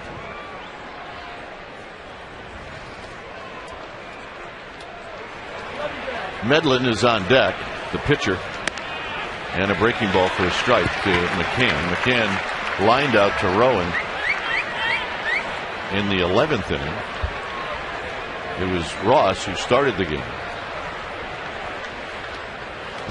1 ball and 1 strike.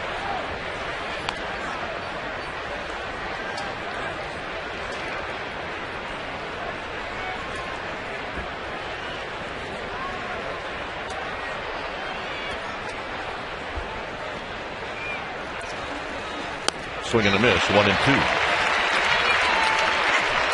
Talked about Brian Wilson working on another pitch this spring. You could pretty much say the same thing about Affeldt. He came in with the idea of really getting some more sink on his sinker. McCann stays alive. When Affeldt pitches, you get so used to him putting the ball on the ground, and you wanted to accentuate that movement and make it a bit bigger, a bit more consistent.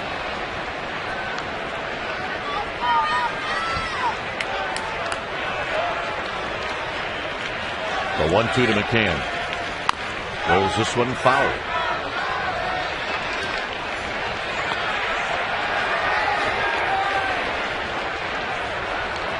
Helmets for our ball dudes this year. They'll be wearing face masks in about 3 years. Yeah. Dr. C, born to wear a helmet. 2-2 now to McCann.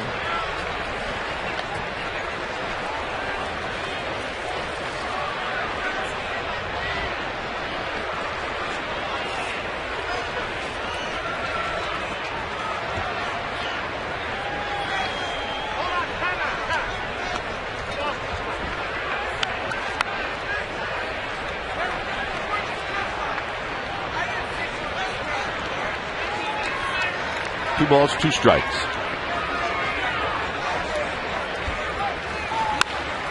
Hammered into left center field, a base hit.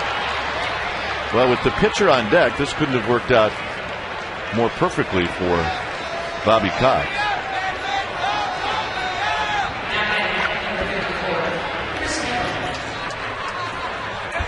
So here's Medlin. Medlin going to be asked to get a bunt down. Now, relief pitchers, when they're back home, taking batting practice, they will bunt every day. I imagine they may have a bunting practice day, specifically one day a homestand. But this guy just doesn't have many at-bats, so this is not going to be something that's going to be a given that he'll be able to get it down. Right side now picks it up. It's 1-0. Plus, as we talked about the shadows being an issue, imagining the difficulty for a guy who just doesn't have a lot of experience with the bat in his hands. So it's not an easy assignment now for Medlin.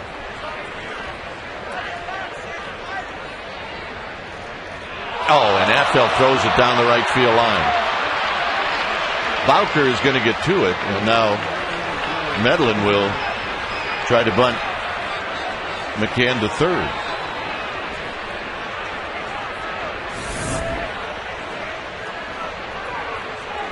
Well, Ishikawa never had a chance. He broke in off the bag, then he went back, and the ball was way wide of McCann.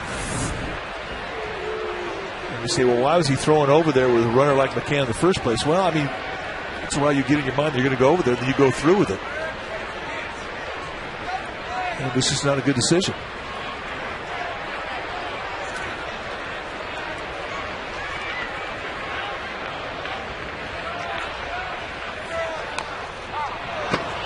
Fouling this one was Medlin. 1 ball and 1 strike. So it's a pure strikeout situation for Affeldt.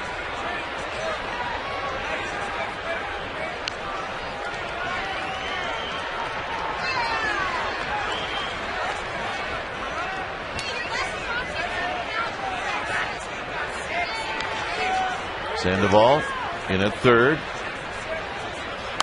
And the bunt has popped up. It'll be out of play. It's 1-2. Well, this is a bonus for Bobby Cox. He already has the run over to second. Even if Medlin cannot get the job done, they still have a runner in scoring position.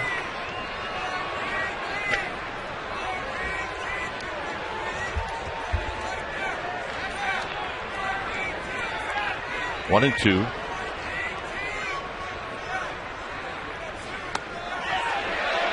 And he went around. Bobby Cox has got the hat off. And now he puts it back on, and he's letting Bob Davidson have it.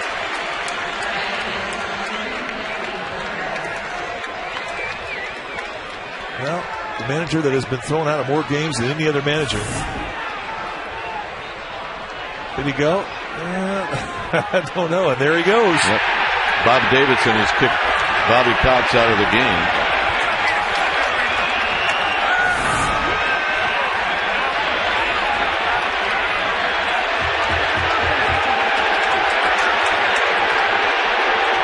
You know you've been around a while when you get kicked out of a game on the road and when you go out there and argue the umpire, everybody's cheering you. And that's out of respect. He can get his money's worth right now.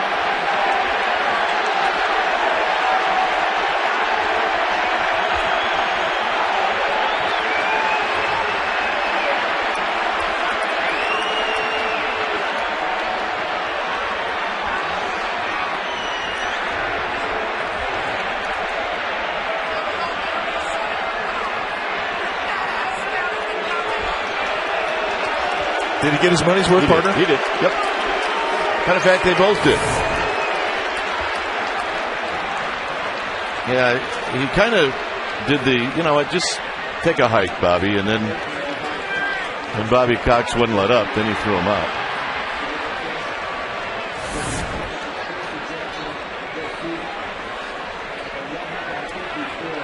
It's the 154th time he's been thrown out of a game. Here's Cabrera with McCann at second. And that almost hit Cabrera. I have no idea how Eli Whiteside kept this ball in front of him. I thought it hit Cabrera, and that's how it was stopped. A fastball that almost hits the front foot of Cabrera, and Whiteside manages to keep it right where it hit his glove, dropped straight down. How significant is that? Oh, my Lord.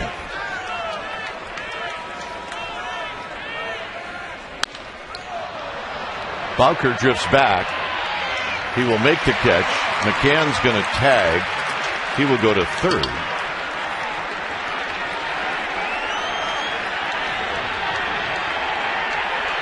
And now a little bit more pressure on Eli Whiteside. Do fans think that he left too soon? They did.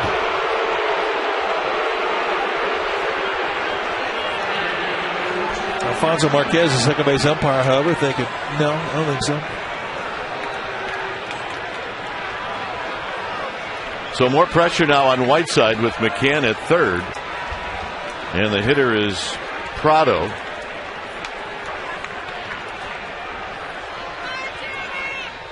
And Prado takes low and in, 1-0. Right, let's check it out. Did he leave too soon? He did not. Good effort by the fans, though. Yeah, I'm impressed.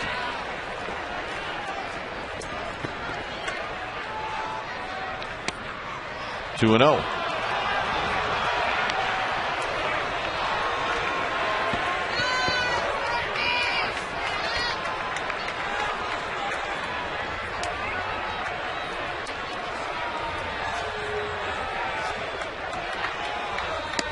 There's a strike. Prado has had that easy stroke to right field going in this game. Yeah, he's dialed it. He's sort of the Edgar Renteria of this Braves team. He's been red hot. Hit .625 in this young season.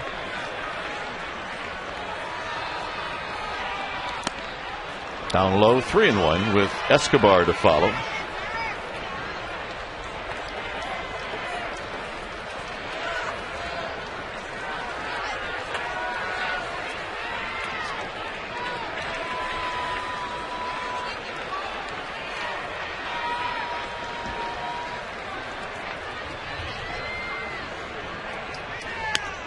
And the walk.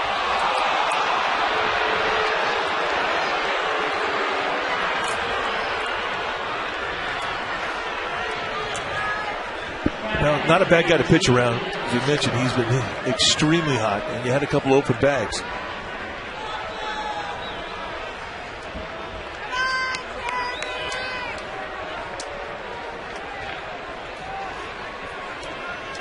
It's a nice luxury to have when you can pick who you want to pitch to.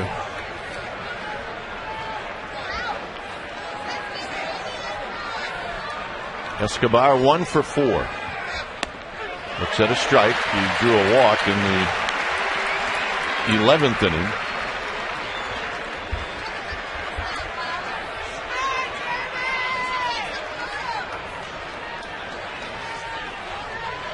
McCann at third. Prado at first. Out to John Bowker in right field.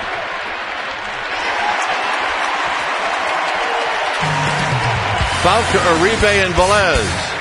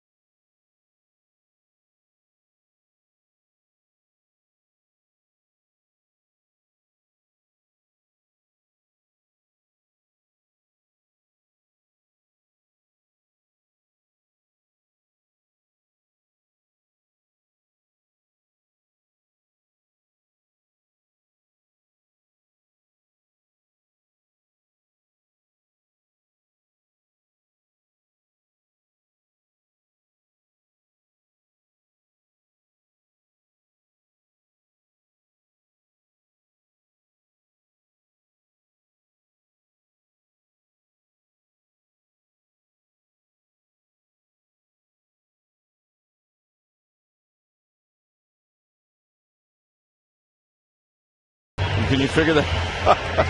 Well, it looks like it's bleeding. That is the lineup card in the Giants dugout. Check out all the position players that are left for both teams. Only one,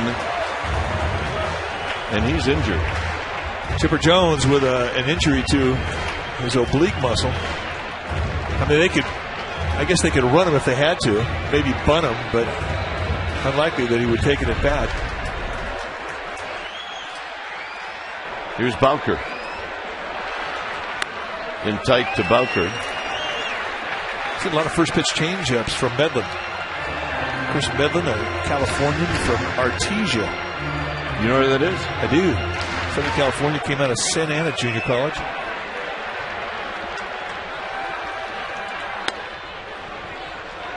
So you got that Southern California covered, having grown up there. I can always ask you about those towns. Give me that suburb of Racine, Wisconsin. I got that covered. Yes, you do. 1 and 2 to Bowker. Good changeups. You can see why Medlin likes that pitch so much. He doesn't throw a lot of breaking balls. I mean, that fastball that he's been able to pinpoint on both sides of the plate, that changeup, pretty much all you need.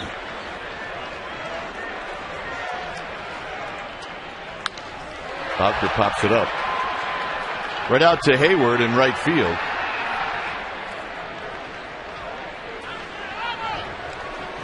And here's Juan Uribe.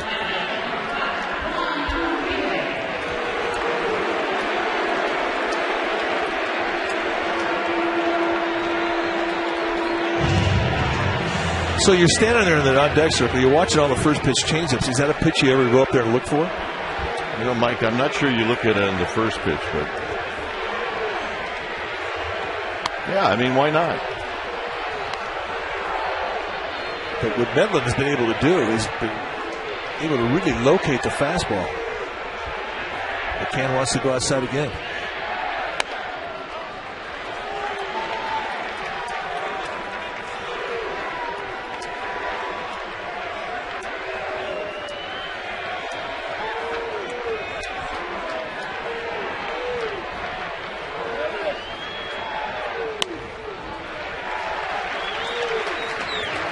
Uribe single to lead off the 11th. It's his only hit in the game.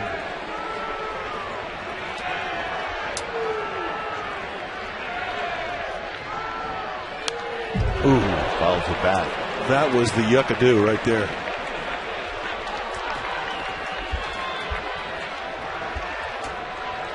Uribe not afraid to swing it. You won't see much of a 2-strike adjustment either. That was right up there in the happy zone above the belt. Just missed it.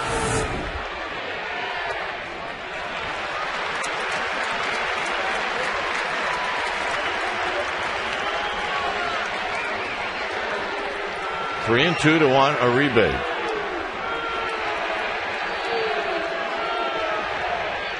And the walk.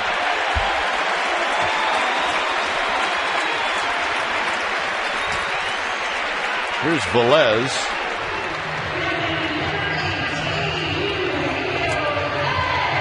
Velez doubled in the 9th and then had a sacrifice bunt in the 11th. And he loves these situations.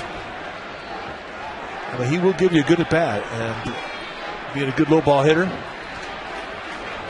a changeup drops in his happy zone, he could hurt you.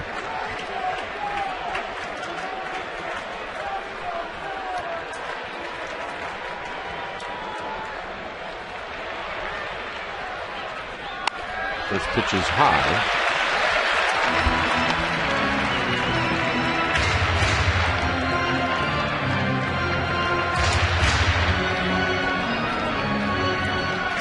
Aaron Rowan on deck.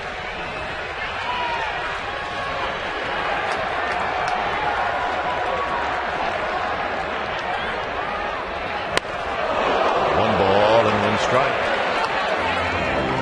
Velez lets out the shaft. Yep, that's some shaft lifting right there. Ahead to count 1-0. He was trying to end this game.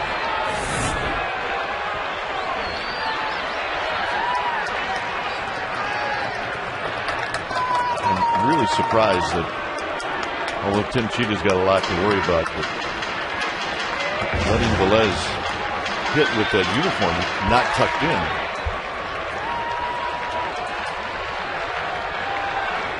1 ball and 1 strike. 1 and 2.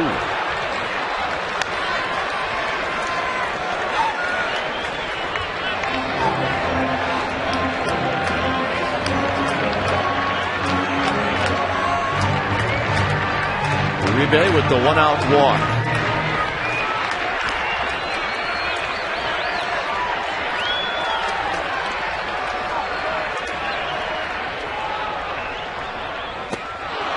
Got him on 3 straight pitches. A couple fastballs to go 1-1, 1-2. Then with a 2-strike situation, goes at it with a changeup, and I mean, he threw it in plural. Bedlam has been impressive today. Here's Rowan.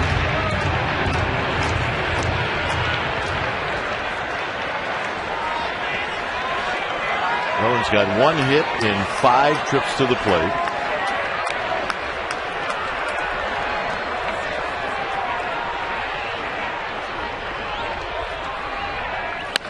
And he looks at one right down the pipe. No balls and 1 strike.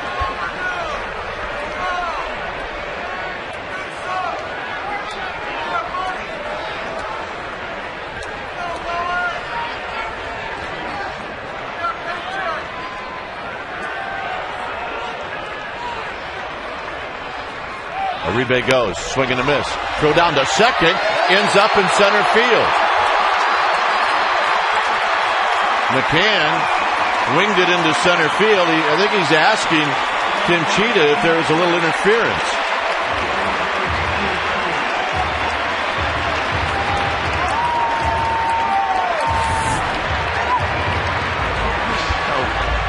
See if he touches him with a bat. And he does. He bumps him right in the left armpit as he comes through it, and it affects his left elbow as he's following through his throwing motion. I don't think at that angle Tim Cheetah could even see that. No, he couldn't. He blocked him out, but that's definitely what caused the errant throw. Problem is, Rowan's behind in the count 0-2. On the ground towards the hole. Here's the throw! Not in time! And the Giants win it here in the 13th inning. Unbelievable.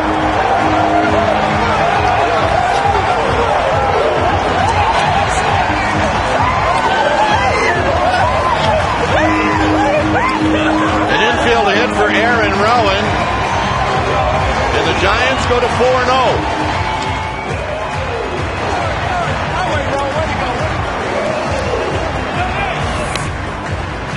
Now let's look at it. Down the count 0-2. Not a bad pitch from Medlin. In a protect mode, Rowan keeps it on the ground deep in the hole. And Escobar, in desperation, has nothing he can do with it. A belly slide, and this ball game's over. So the break that was created by the errant throw, and the Giants cash in on it. All right. We'll be on NBC Bay Area tomorrow night at 6:30. Stay tuned. Giants postgame live is going to start real soon. How soon? Right now.